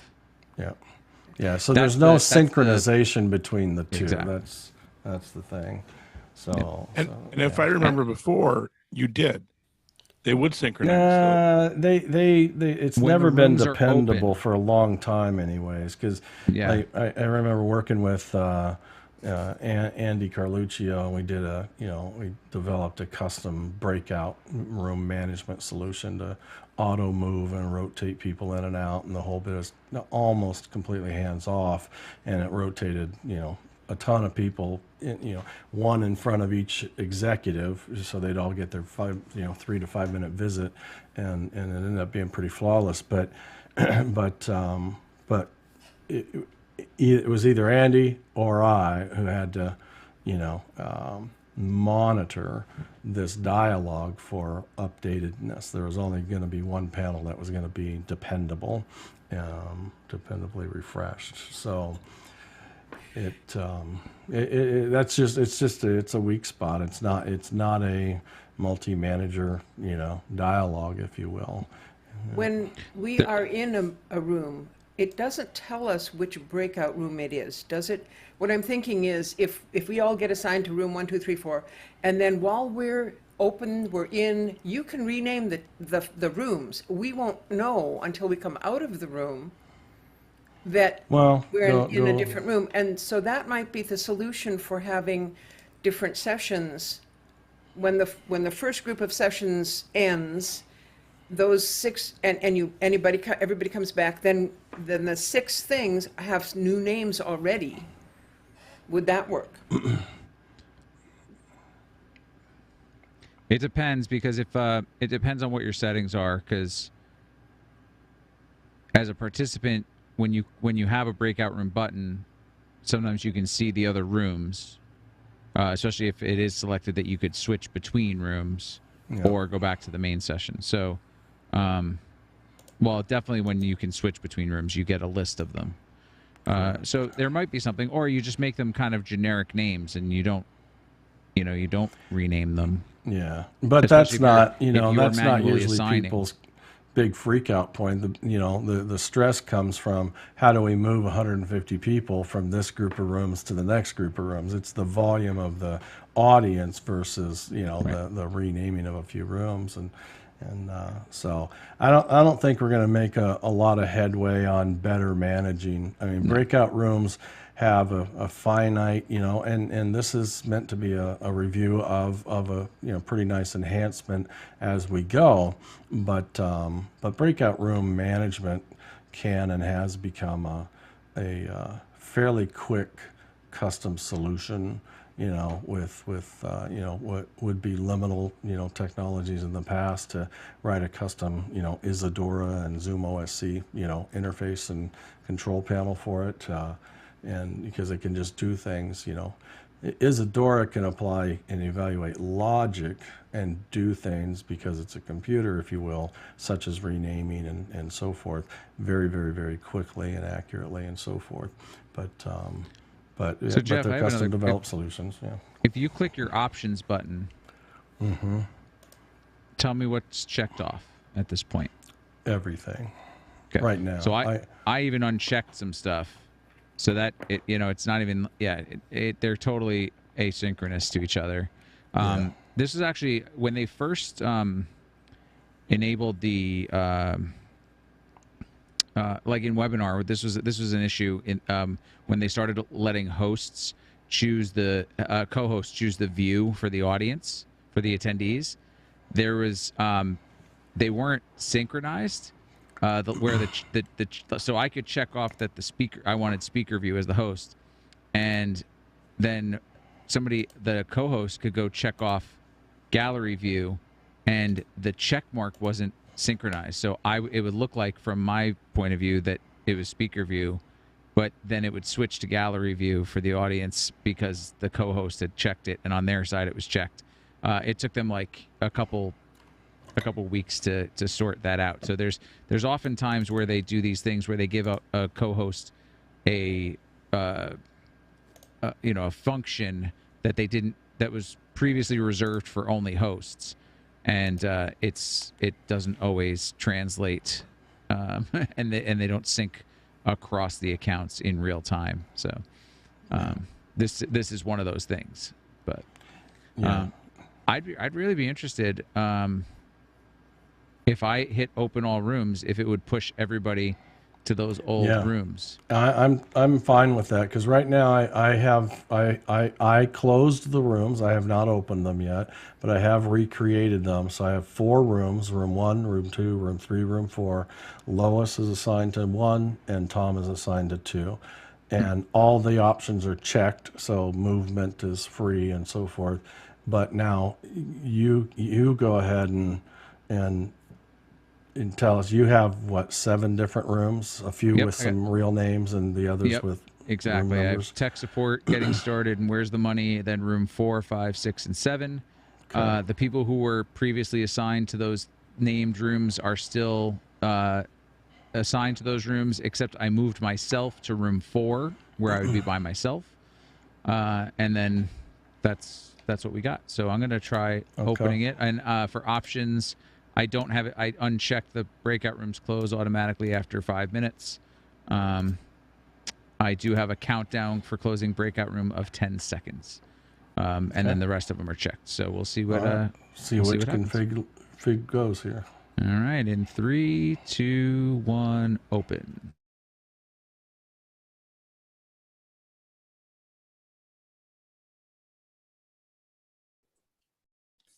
Tech support. We're all back together. Yeah. Kenneth, we haven't heard from you. Rabbi David, how are you this evening? All right, I'm going to try to jump into room 4. Well, hello, George. It's nice to be here, but I'm keeping quiet in the shadows. Hi, everyone. What would happen if you now clicked your button? Would everybody move to other places if you opened the rooms?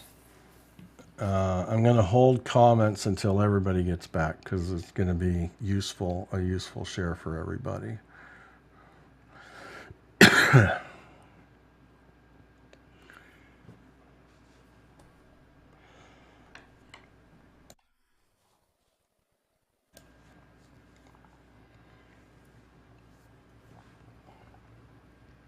So it seems that it took my settings and pushed everybody back to the rooms they had been in previously.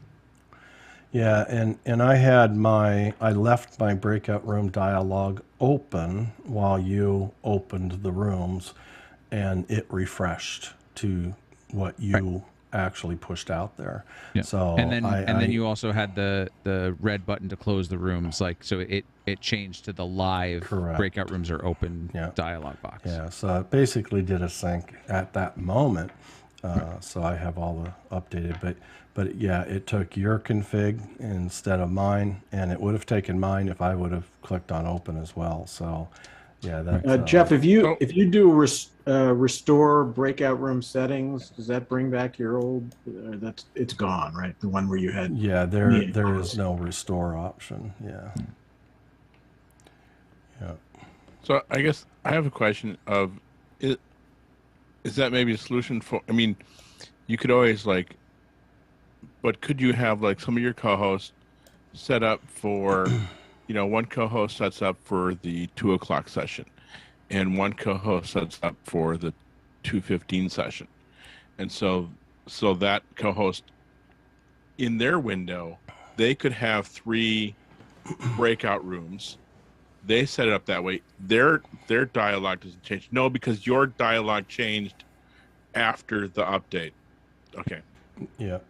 And for anybody to get to that recreate stage, you have to be closed, you know, and so it all kind of begins with that closed. Then 3 people, you know, like if you all started at the beginning the very first time, but then like you said, once I open them, then I'm going to overwrite everything they had pre-built, if you will. Yeah. It's. But once they're open, then while people are in those rooms, you can add new rooms, rename rooms, do that sort of stuff, right? Yeah, but you can't. I mean, you can rename, but yeah, it. I would say we're going down a rat hole and we're going to get nowhere because even though you can't see the breakout room you're in while you're in it, if you have the option checked to let people move amongst breakout rooms, then they'll see somebody renaming them, you know. And so I just think there's going to be, right now, there's going to be a gotcha somewhere, everywhere. Trying to have more than just a single breakout room manager, you know. I think if you're looking for a way to manage it, is once you close your first set of breakout rooms, what you really just need is a detailed document for yourself that says you're going to swap people from room to room rather than, you know, start from scratch.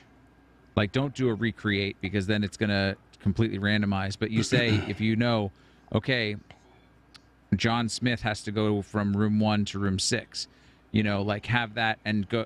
It'll make it a little more manageable to do a move to rather than try to, you know, add everybody another time, you know, from scratch, because you can have hosts and co-hosts simultaneously moving people. Well, you can't. That was what we just kind of proved, because they're not synchronous. So it has to be whoever's going to press the open all rooms button, because me and Jeff just had 2 totally different breakout room layouts, and it took the one who opened the room. So it does have to happen on one single machine. But while they're open, you can move people. Right? Yeah, while they're open, multiple co-hosts could move people. I think my experience has been they don't immediately update, like they do move, but like others who are watching, I think there's a certain amount of time before you see that.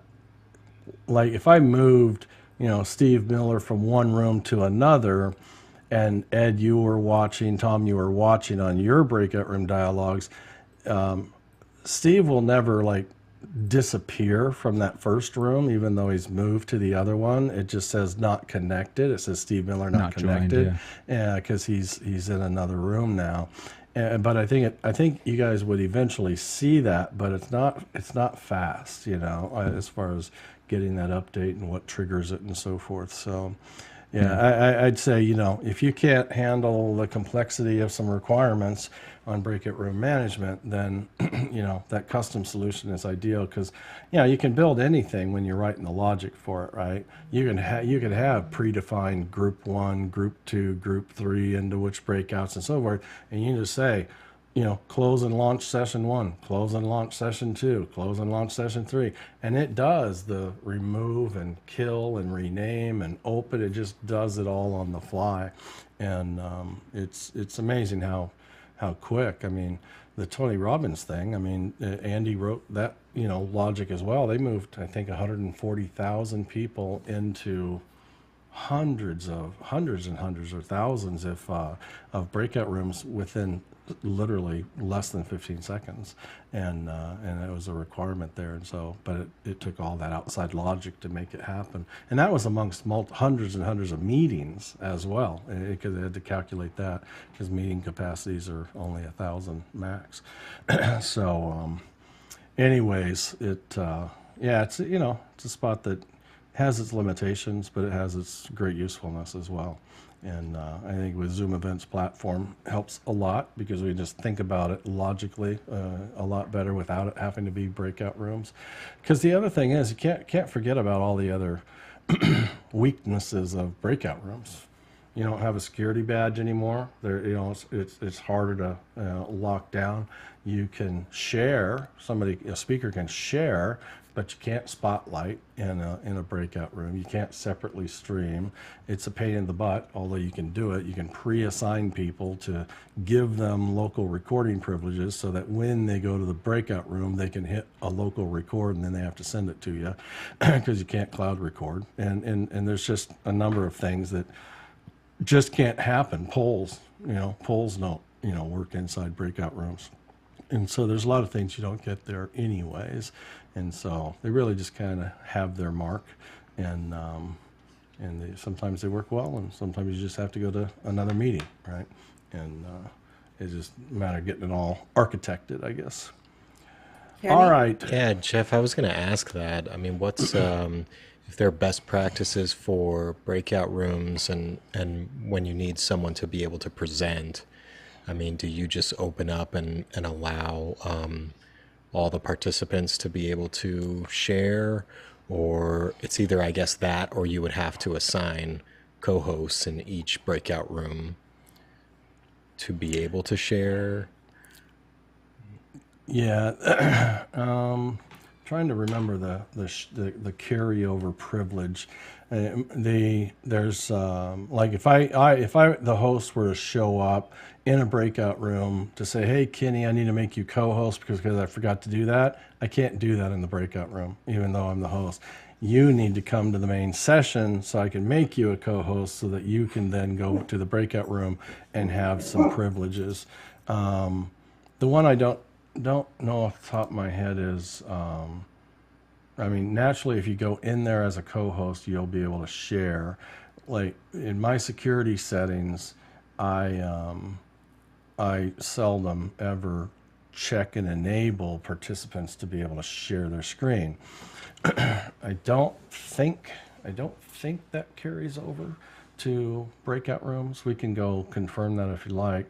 I would leave that unchecked, send you there, Kenny, and then see if you can share. I don't think you'll be able to.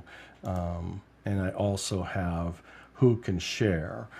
My who can share is only the hosts right now, and so if let's see if I can. I'll recreate one breakout room. I'll assign manually. I'm going to send Kenny there. And just turn these options on. Okay, I'm going to send you there, Kenny. And just get sent there and see if you can share right now. I don't have sharing allowed in the main session, and I have only hosts can share, and you're not a co-host. So we'll start there. Right. I don't think he could share, but I think if you allow people to share. Yeah. Oh, I think it carries over. Yeah.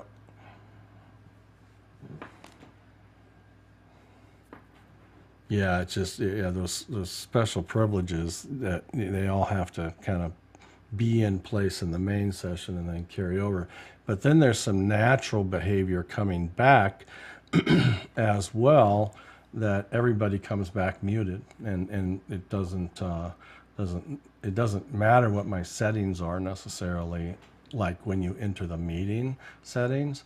At breakout room to main session, it just applies a mute to everybody. I'm going to close this and see if we can get his feedback. 10 seconds.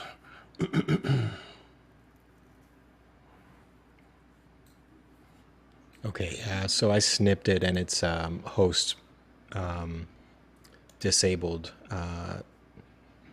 Sharing. Allowing sharing, yeah. Okay. So let me say, and now I'm not, I should probably show you this. Let me share my screen here. So, so there's two areas. You got the security icon in the main session of a meeting where you can allow participants to or not to, annotate and so forth. Now, annotate on shared content is only there right now because I'm sharing. Otherwise, you won't see this option. If I stop the share, that option will go away. So that's a quick way as a host to control annotation. But I'm going to uncheck the share screen. So allow participants, and I'm unchecking to share screen. So now they can't share the screen. But there's also this option to the right of share screen is who can share, only host or all participants. If I click on all participants, it's just like enabling sharing to all participants. Like if I uncheck this, that radio button is going to change, and so they're tied to one another. Just so you're aware. So I'm going to enable participants to share. The second one is who can start another share when somebody else is already sharing. It's only the host or all participants. So I'm not going to worry about that. But now I'm going to send you off to that breakout room with sharing enabled. But what sucks about that is if that works, is everybody in my main session right now can share. And I don't. Yeah, I got Zoom bombed. The kitchen got Zoom bombed many months ago, and it was very unpleasant. And there were like 5 people who came in at the same time and made my life hell. But with that, it was a great learning lesson. I mean, it's my own fault. I got too laxed at the console, if you will. Left too many things open. Today, when you guys literally right after I opened up the breakouts earlier and everybody left except myself and one was lingering here, there was a waiting room entry. Looked like a normal name, so I let them in. And then I was just going to move him to one of the breakout rooms. Although, when he showed up, he had a virtual camera playing some inappropriate video. And so I just quickly right-clicked on him, sent him to the waiting room first, and not that I had to do the waiting room first, but did the waiting room first, and then removed him, reported him for inappropriate or illegal behavior, which goes to the trust and advisory board at Zoom, and he's gone. So it's easy when there's not 49 people in front of you too. So. And don't get me wrong, that one went smooth. The other one was horrible. I had to click on the security button, and I had to suspend participant activities, which is just your entire meeting goes dark. It doesn't kill it, but it shuts off every video, shuts off all the options here, and locks the meeting and the whole bit. And then you have to rebuild it. Well, if you had a visual offender, and you didn't catch their name, you're screwed because everybody's a name now. You lost the visual offender, and now they're just a name within 49 other names or more, And so Jeff? If you happen to have caught them, great. Yeah, Pete. So when you suspend, I can't remember this part, but can you still see every person coming in if you're the host? No. It kills every camera in the meeting, including mine, kills every microphone in the meeting, including mine, locks the meeting, disables all the share screen, chat, rename, everything, and it's up to me to build it back up. Turn my camera on, turn my mic on, start talking to the audience, letting them know what's going on, you know, kicking out who needs to get kicked out if I can figure out who that is, and then allowing people to turn their cameras back on and so forth. So yeah, it's a little bit of work for sure. But yeah, we've done it in the Zoom Test Kitchen before, to suspend participant activities, and you know, we can do that sometime if you'd like to again. But yeah, it just darkens the room, that's for sure. So okay, I was gonna send you again. So if I go recreate, assign manually, assign Kenny. Options are there. Okay, here we go. Kenny, here you go. All right, so off he goes to room 1. There he goes. Jeff, you can't assign co-hosts to people that are in the breakout room, right? I can't go to the breakout room and make them a co-host. They can come to the main session and I can make them a co-host, and then they can get sent to. Yeah, but you can't do it like in the menu, right click on a person and say make co-host from the within main the session. Breakout room. No, Yeah. within the main session, being the host. Oh, within the main session, I can make him a co-host as well. Ah, and then he has all the co-host privileges in the breakout? Yeah. So Kenny's gonna confirm yay or nay on being able to share. We got a yay. Okay. So no co-host, but sharing enabled. To me, that's undesirable, right? Because everybody in this main session can share right now. So I'm going to close the rooms. I'm going to unallow sharing again. So only the host can share now. Now the option will be, to your point, Andre, is Kenny is going to become a co-host right before I do the breakout rooms. Going to recreate 1, assign Kenny, and now Kenny, sharing is not enabled, but I'm sending you there as a co-host. And so I'm going to open that up. Kenny will move over to the breakout room. Let him go do that test. But Jeff, my question was, if he's in the breakout room already and he's not a co-host, you can't assign him co-host from the main session. I right? can't see him from the main session. I see. Okay. Yeah. I mean, the only place I could possibly see him is in the breakout room manager. But yeah, there's no way to right click here. There's no administrative options here to make those changes. And he is not in the participants list anymore because he's elsewhere in a breakout room. But you could have co-hosts in each breakout that makes co-host to the one who wants to share for a moment. Take no, co-host you can't again. assign. Nobody. Only a host can create co-host, and even a host can't create a co-host in a breakout room. I can't. You and I can't both go to the breakout room and then I make you a co-host. We have to do it here first, and so we'll close those down. So what do you got, Kitty? So yeah, confirming was able to share. I do get the ability to see the breakout rooms as well, obviously as a co-host. And then I also this time got the little sub menu by the share screen and was able to, who can share all. And I guess it would be all participants in that breakout room or the whole meeting? Yeah, no, it would be the breakout room. Okay. Yeah, so I'm going to recreate 1 room. I'm going to assign Kenny, and I'm going to open it, but then I'm going to move to that room. Oh, hang on. I want to undo the co-host to you. Remove co-host, so you're no longer co-host, Kitty. you're going in there as a non-co-host. I'm going to follow you as a host and see if I can do anything to fix your problem in the breakout rooms. And the reason I'm doing this is stuff's always changing inside Zoom. So everything I'm shooting down right now, I want to go verify real quickly as well to make sure that, you know, nothing has changed or improved there. All right, so breakout rooms. One is Kenny. Here we go. Now I'm going to go, he's gone. I'm going to go join him. I'll be right back.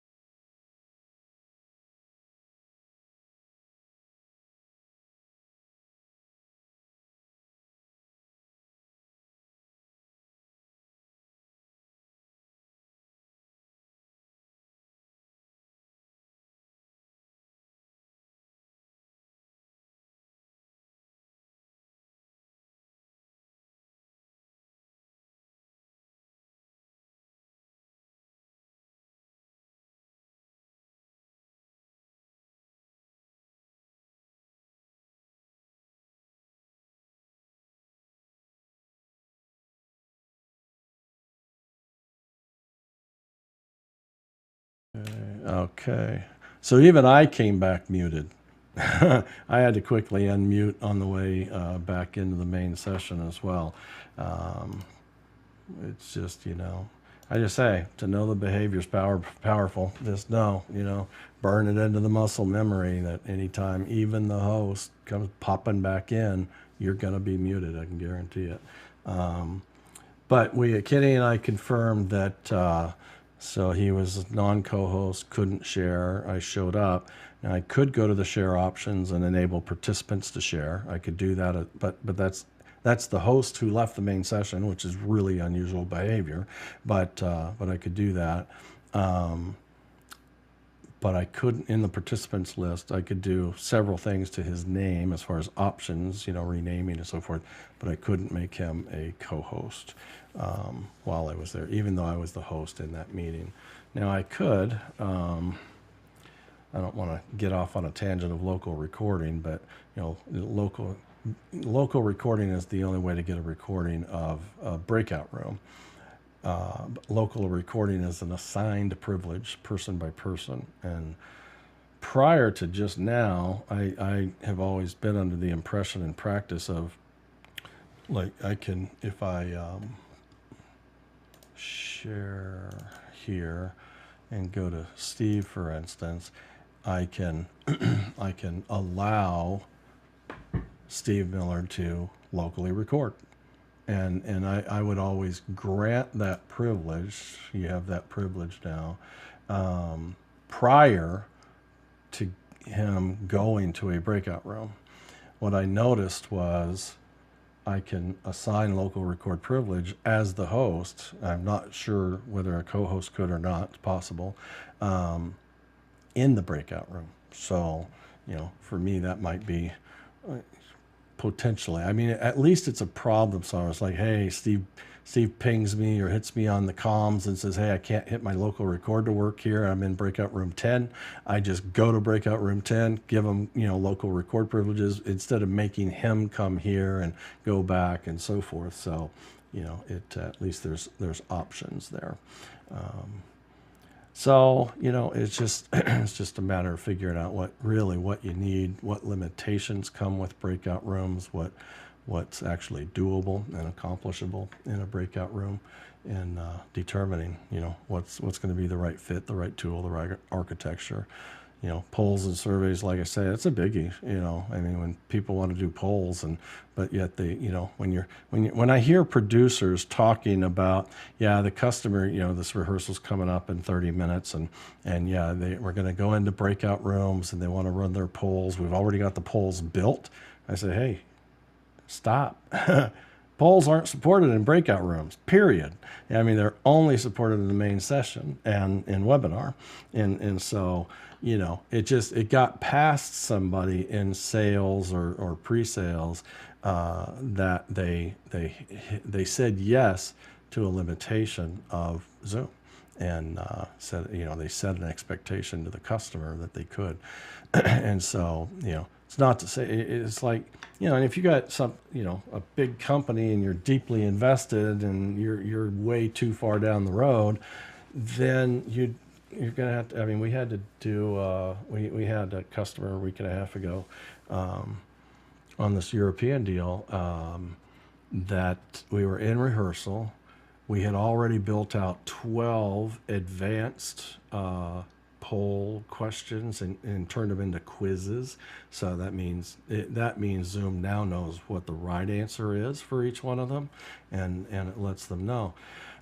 So we showed them those. They were great with that. They go, okay, well, who's the winner? How do we tell who the winner is? I said, there is no winner. Zoom's advanced polls and quizzes do not expose to me who got what right and who got what wrong. It just brings them all, you know, together as percentages and numbers, not people. They don't expose the names, and that was a deal breaker for them right on the fly, absolute deal breaker, because they wanted a winner and they wanted a prize. Otherwise, they say, well, why would people invest in polls and quizzes, you know? And I said, I get it. And so overnight we, you know, pulled together and had to build it out again in Slido, and we used Slido and it worked fantastic. It's a great tool. It has, you know, you go through each question, it then shows the response. It shows people join first in a word cloud. So you put up a QR code, people scanning it, they're going to the page. Boom, they type in their name, they join the event. And in the word cloud that we're sharing, it's showing the names joining, which is great. One of two things is going to happen. They either know that their name's going to get exposed and they won't join, or they see everybody joining and they want to join the fun as well, right? And so, you know, it has a really good consequence there. Then you start the whole thing and it shows the first question and the answers, and, you know, the host reads it, and then you start seeing that, and you can put timers on each individual question, and so they see, you know, like percentages and so forth of who answered what. Then the very next screen, which is a tiny minor change, then it highlights in green the right answer, so everybody knows. But by the time we got to the 12th question and at that 12th correct answer, the very last slide it displays dynamically is the leaderboard, and so it showed the top 5 and by name. So now they knew, you know, if Steve got 8 right and I got 8 right and we tied, then behind the scenes, it doesn't expose it, but behind the scenes it says who did it faster. So you both got the same number of answers right, but who did it faster? And so it can still determine a winner accurately as well. So it was a perfect solution for them, but just realize that the advanced polls and quizzes, as powerful and nice as they are in Zoom, they cannot create a known winner. And so you might just have to go to a third party. And that was third party. And what I mean by that is, if you've heard about like the Zoom marketplace, Zoom apps, Slido, as popular as it is not a Zoom app, which is more of an integrated experience. But this felt pretty integrated, you know. I mean, we shared the screen and it showed them everything they needed. Integrated would be they could answer the questions in Zoom versus just see the results as they're answering the questions on their mobile device. So that would be the difference. All right. What else is on anybody else's mind as far as either tips, tricks you want to share, successes you've had, any challenges that you've had that you might want to try to gain some clarity here from us, things you want to test that while you're here with other people? So, I mean, that's the reason I started the kitchen, was I needed some people to hang with so I could get some real tests and real feedback in Zoom. And a year and a half later, we're still doing it. So one question I had on the update was, it said that you could talk to participants in the breakouts, there's always been message to all, well, at least recently. So I was wondering what that new feature was, and I didn't see a way that you could actually send a message to a particular participant. So I'm not sure what the new feature. Well, can you find that documented feature release announcement so that we can look at it and read it? Because I haven't read anything like that. I'm not saying it doesn't exist, but if you can find it, then I can read it, and then we can develop at least a test against it to see maybe there's an option for breakouts that we just didn't even try to identify while we were there. Jeff, I would have another question regarding Zoom webinars. So don't know how fast James is, but otherwise I maybe would ask. I'm not fast. Go ahead. Okay. Yeah, just let us know when you find that. So I have an upcoming webinar where the participants aren't allowed to install Zoom app on the computer, so they have to join via browser. And we have to do some multi-spotlighting things, and my experience is that you can't multi-spotlight in a webinar in a browser because the last spotlight overrides the one before. Do you know about this? Have you any experience with this? Yeah, I'm for sure not up to date. I mean, I know that the browser experience, much like the streaming experience, really broke down by the time it finally got to its destination on multi-spotlighting, for instance.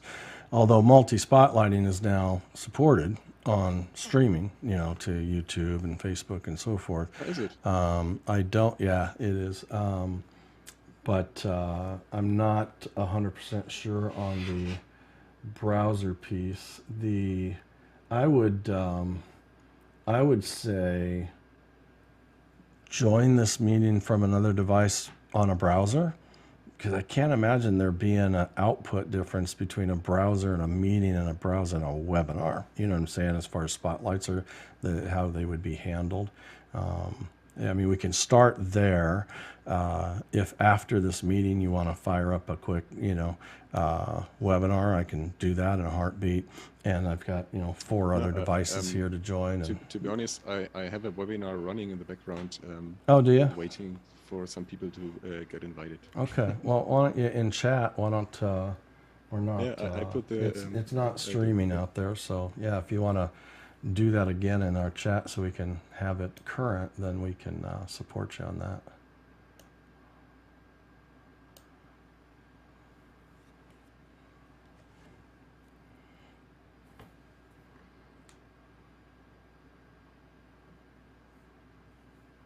So there is the invitation and the code. Can you, there's, the meeting number is visible. Okay, yeah, I'm going to hand type this.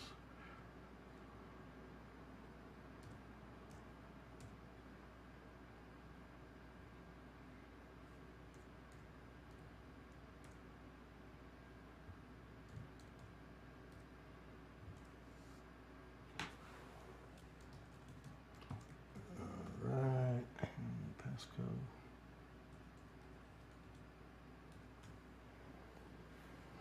Says the webinar will begin soon, which means you're probably in practice mode. Yes, wait a second. Oh, I'm going in on my client anyways. I needed to do this in the browser. Hang on.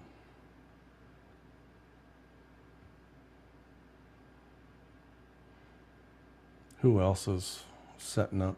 Anybody else joining via a browser to his webinar?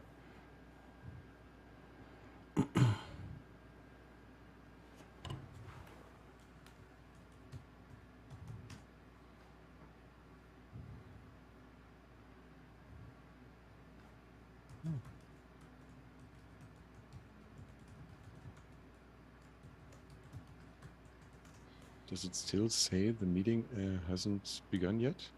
Let me,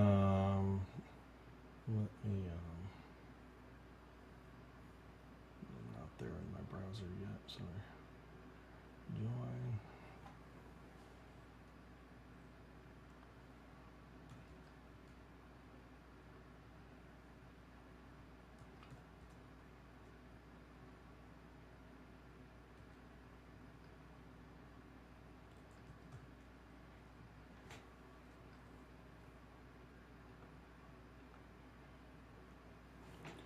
Okay.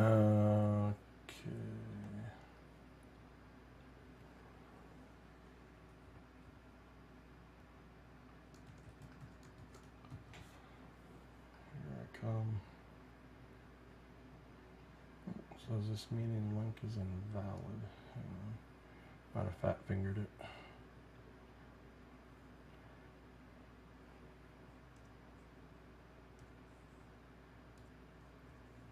Interesting. I tried to join with the browser and it says the meeting hasn't started yet, but I think I started it.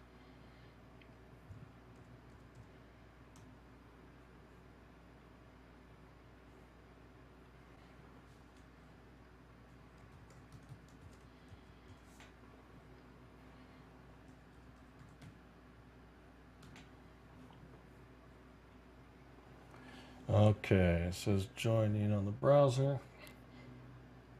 I am in. Looks like you're playing some office hours footage or after hours footage. Yeah, right. Okay. So I am in. I see a side by side. Left side candidate 1, flowers, and on the right side is a live video of after hours. Yeah, but this is only one spotlight or only one video, so I need more participants or attendees. Well, why don't you promote me to panelist, and then I can enable my video. Did it? Yeah.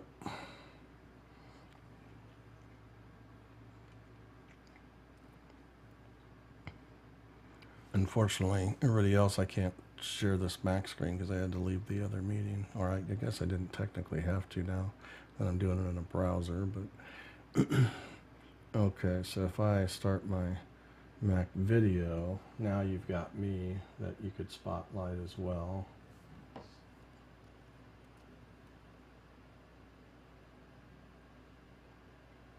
Yeah, now it's a multi-spotlight, and now I try to take another browser.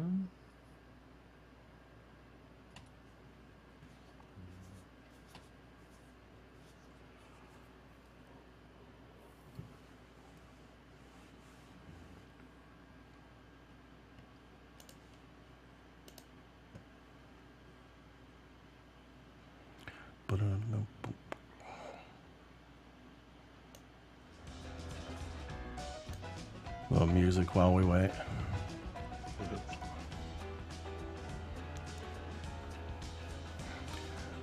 Steven, take care, bud. Drop your link to the virtual bingo game, if you can, if it's public. Yeah, this one's it's for a college. Yeah, I kind of figured there might be a chance of that. So, all right, well, have fun, man. Thanks. I think guys, this is always always good. So I'll see you guys next time.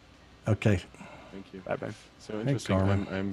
I'm now here with a browser, another browser, and I only see you spotlighted. You in the browser you're in, you only see me, because in my browser I see the double spotlight. Yeah, but you're an okay. Yeah, but I have to do the multi spotlight. But I don't see another panelist in my thumbnails up there. I just see the media pool and my camera. That's it. But you see the media pool with the after hours picture, right? I see the picture after hours. That's the #1 spotlight right now. I'm the #2, and then what would be the thumbnail gallery is the media pool graphic. But I don't see another machine that has would be a browser. I didn't see a new one join. Did you make them a panelist?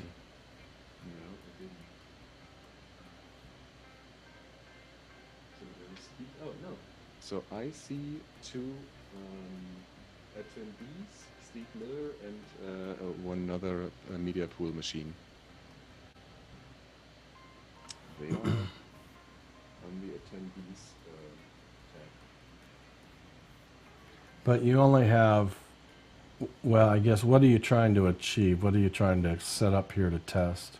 So first thing, I want to know if panelists joining via the browser can see a multi-spotlight. I'm saying And yes to that. also attendees, and that's the point. And I think attendees only see the last spotlighted person. Because in the moment, you see a double spotlight from the after hours and yourself, right? So is Steve, you're logged in too. You're logged in as an attendee, right? I am an attendee. Are you in a browser? No, I'm mobile. You're mobile. Yeah. If you, a panelist too. If, so I just received the option to join as a panelist. Yep. Yeah, but we actually want Steve's feedback or somebody's feedback as an attendee, right, Andre? Right. I mean, I can't do it. I can do it on my tablet in the browser. I'm not using that right now. Yeah, this is because this is what I tested before with an iPad, and there I only always had the last spotlighted person as an attendee. So how do you want me to join on my iPad, with the client or a browser?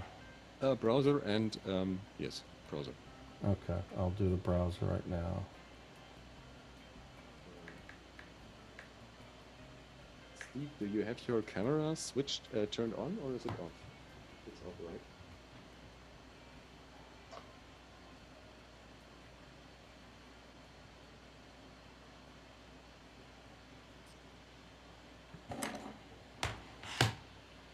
On my mobile, I don't have the option to join with the video or audio as an attendee. Yeah, that's the natural behavior of an attendee.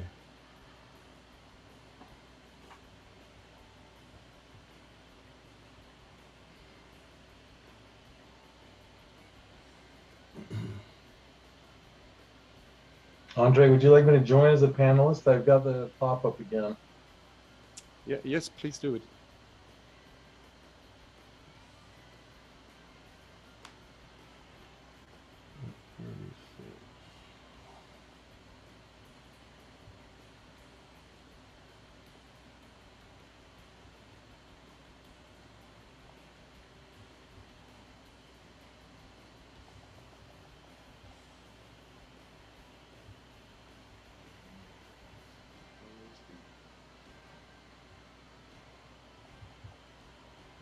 So now I did a multi-spotlight. Let's see. I have a multi-spotlight from Jeff, me, and Steve in the panelists view, but I only have Steve in the attendees view in the browser. All right, so I'm in on my iPad as, I guess I'm a panelist right now. You want to make me an attendee, right? So that I can give you feedback. Yeah, this joined in as in the client. I got it. Hang on. Really hate it when it does that. Join meeting, join. You may start, if not, click join.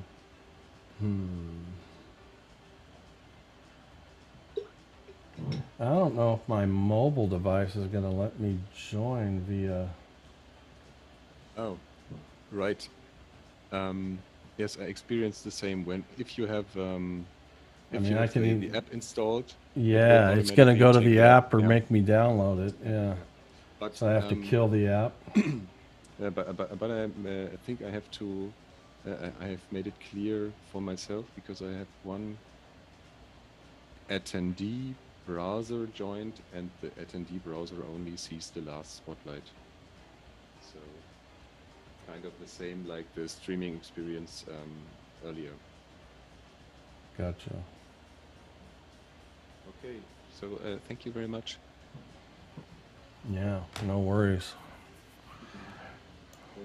So you confirm, you're saying on a browser or a mobile device browser?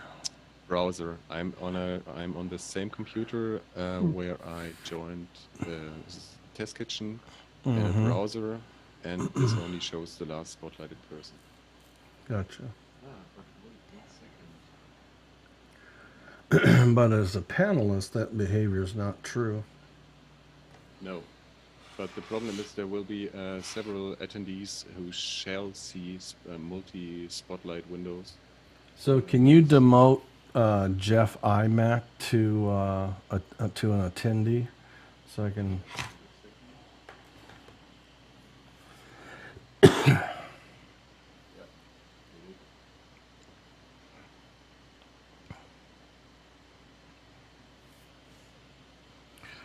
So as an attendee on my MacBook Pro, I'm in the Chrome browser.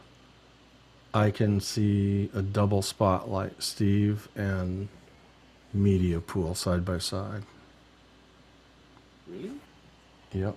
In a Chrome browser. Okay, so maybe I should take the Chrome browser and verify this.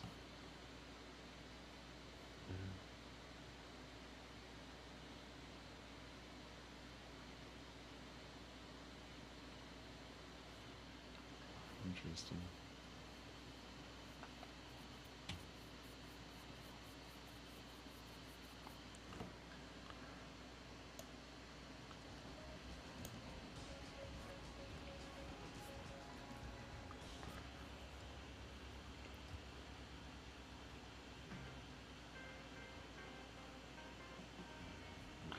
James,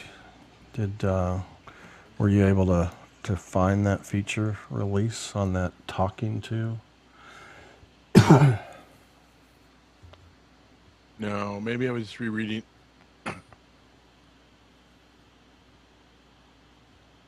Something that already existed, and it wasn't in a release note. So, so that just meant, yeah, you could message people. I thought it was saying it was a new. I thought I saw it, but And that was messaging to individuals that were in a breakout? Well, it was the way it was worded, and it just said you could message, and it was like it was new that you could message so I was like, well, it could always do that, so I didn't understand why it was saying it. Because it's like, that's not. You can always send a broadcast message to all breakout rooms, right? And I don't think you could pick which breakout room, but yeah. Because couldn't you used to message your co-hosts in breakout rooms? Like maybe not. Yeah, I don't know. Let me open up a breakout and send you there, and see if you end up in my chat drop-down list by chance as somebody I can. I don't think you can, because I did test that. So yeah. Well, but your question was, can you message your co-host in a breakout room, right? Yeah, you used to be able. I thought you used to be able to, but maybe not. Well, let me make you a co-host, which I just did, and then let me open a breakout.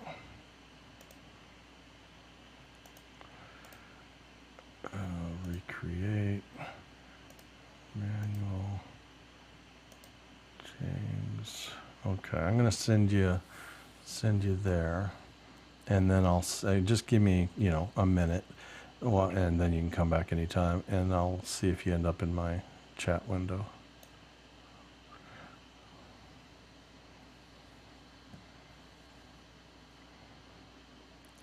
So I can move him, but nothing more in the breakout.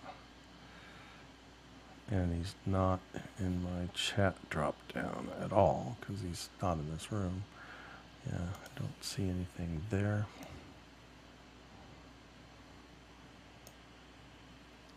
Steve, would you mind joining my webinar again, please? I would promote you panelist again. Sure. Just one sec. Thank you.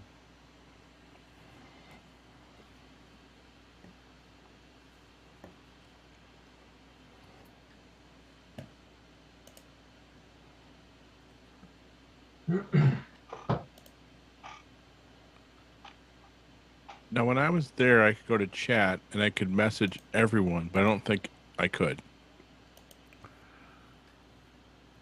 I mean, I sent it, but I don't think you could see it. So, yeah, I don't think everyone is anywhere beyond the walls of the breakout room. Yeah, I don't think it's everyone like outside to the main session and all that. Now, you could open up because you were a co-host while you were there, you could have done a breakout room broadcast because you had the privilege to do that, but not a chat. A chat would be within the walls of the breakout. So I can give you the feedback that Jeff was right. On Chrome, you can have multi-spotlight. On Firefox, you can't. Ah, so that was more of a browser issue than anything else. Okay. Well, then now you have to go sort through browsers, right? Chrome, Safari, Firefox, Edge.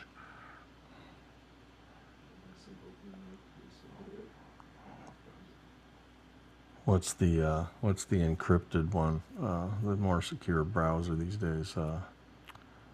Starts with a B, I think. Brave? Yeah, Brave. Yeah. Just thinking, no, that one just doesn't have a headphone jack. Which one's that? Yes, Brave. I can hear whoever was talking. Sorry.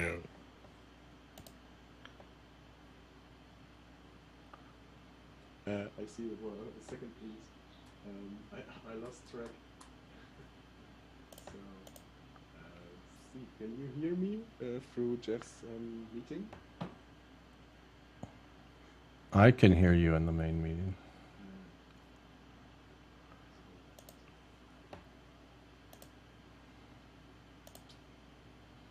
Let's see. Yes, I think so. The audio isn't routed right. So the only thing I want to check now is if Safari is doing the same as Chrome, and then I think I'm done. Therefore, I need a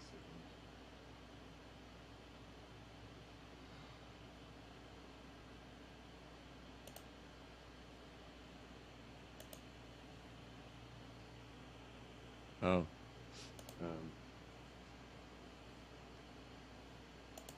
Can you hear me now? Can you hear me now?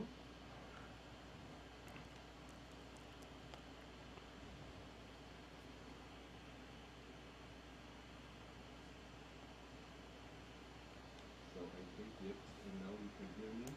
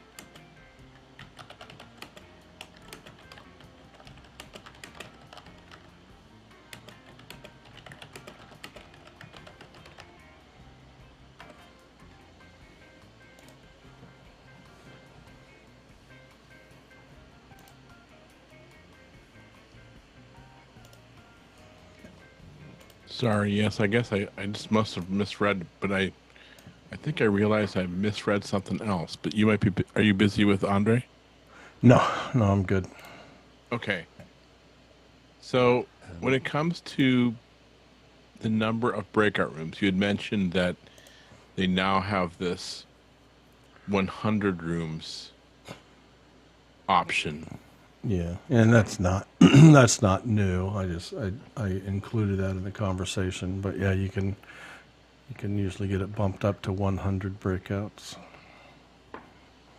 Jeff, could you please join as a panelist again? I sent you an invite. Sorry for the interruption. On what kind of device and browser? Jeff Mack. What? I want to promote you panelist once again to make a free-up multi-spotlight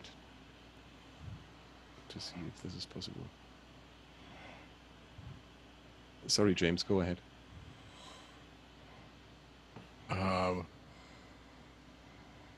If he's busy doing that, I'll just.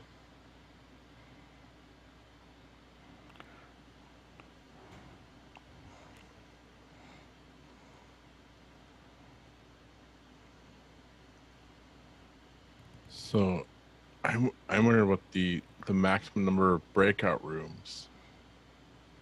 And now I'm a little confused on the. So, if before the meeting I create 50 breakout rooms, then I get 300 people in my meeting.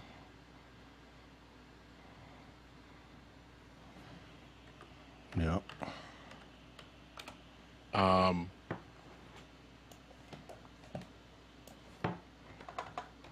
I can still let people self-assign to 50 breakout rooms with 300 people, or because it's over 200 participants, can I only use 30 breakout rooms? I'm a little confused on that whole limitations and the number of breakout rooms. And it's really hard to test because I normally don't have 200 people in a meeting test with, to test beforehand. Yeah, hang on. And I mean, really, my question is more of someone asked me before they have their meeting.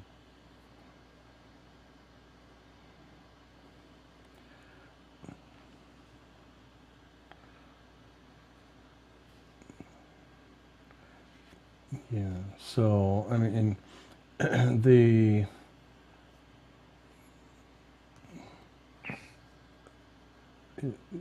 note in the Zoom docs, Zoom can increase the maximum capacity of your account's breakout rooms to allow up to 100, with a maximum capacity of 1,000 per breakout room. So when you get the BR100 added to your account, you can really kind of disregard the numbers in the table above, the 20 breakout rooms, 30, 50. Because the numbers in that table in their docs, which I'm assuming is what you're looking at, says these numbers only apply to breakout rooms created during a meeting, up to 50 breakout rooms and up to 200 participants. Because if you say there's 50 at 200, that's your 1,000 attendee limit of a meeting. A meeting can't host more than 1,000 people. So that's just the way things break down there. It says if you had 1,000 people, if you do 50 breakout rooms, you're gonna have up to 200. 30 breakout rooms up to 400. I mean, it's not so much a limit. The maximum limit is 1,000 attendees in a meeting, and then if you don't have the BR100, you can only go up to 50 breakouts. So the 50 breakouts, you're going to have the smallest group you can put in a breakout with 1,000 attendees is 200 people. You go, man, I really need to cut that in half. Well, then go ask for the BR100 add-on, and that'll let you do 100 breakouts and that will be 100 participants per breakout. That's I mean, the maximum capacity should be the 1,000 people per meeting, because you can't put more than 1,000 in a meeting. The default number of breakout rooms is 50 tops. Therefore, 1,000 divided by 50 is 200 participants.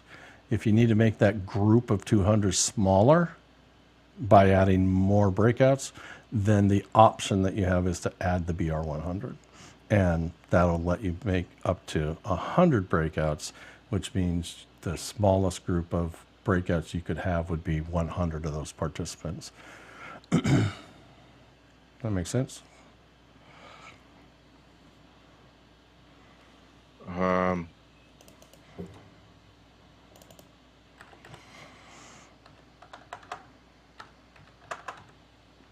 Actually, it would be 10. My zeros were off, right? If we had 1,000 people divided by 100 breakouts, that's 10 people per breakout. Right.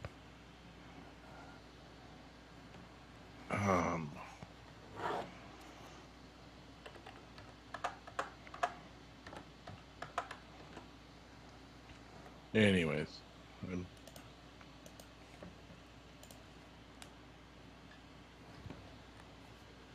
I didn't realize though. So, was that the option though that you're kind of going back to what Ed was saying?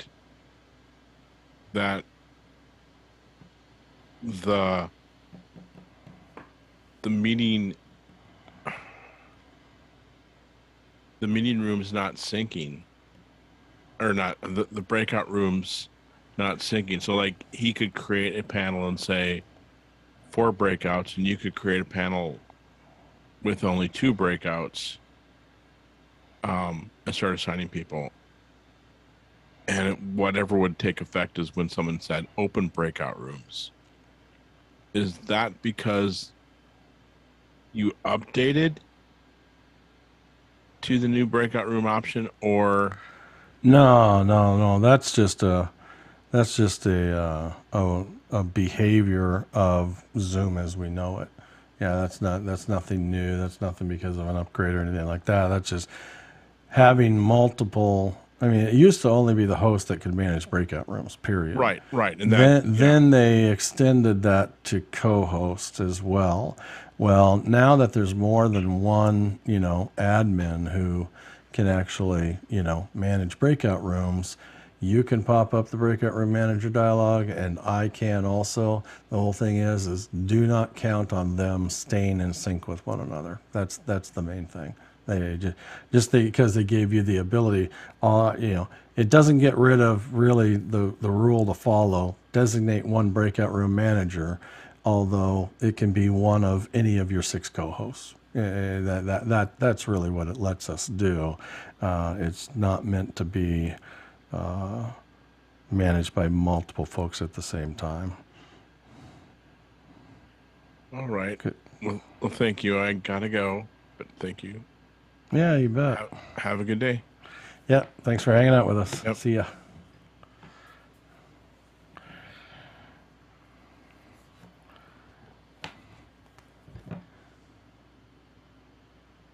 Long meeting for you, Jeff. I think I'm going to bug out.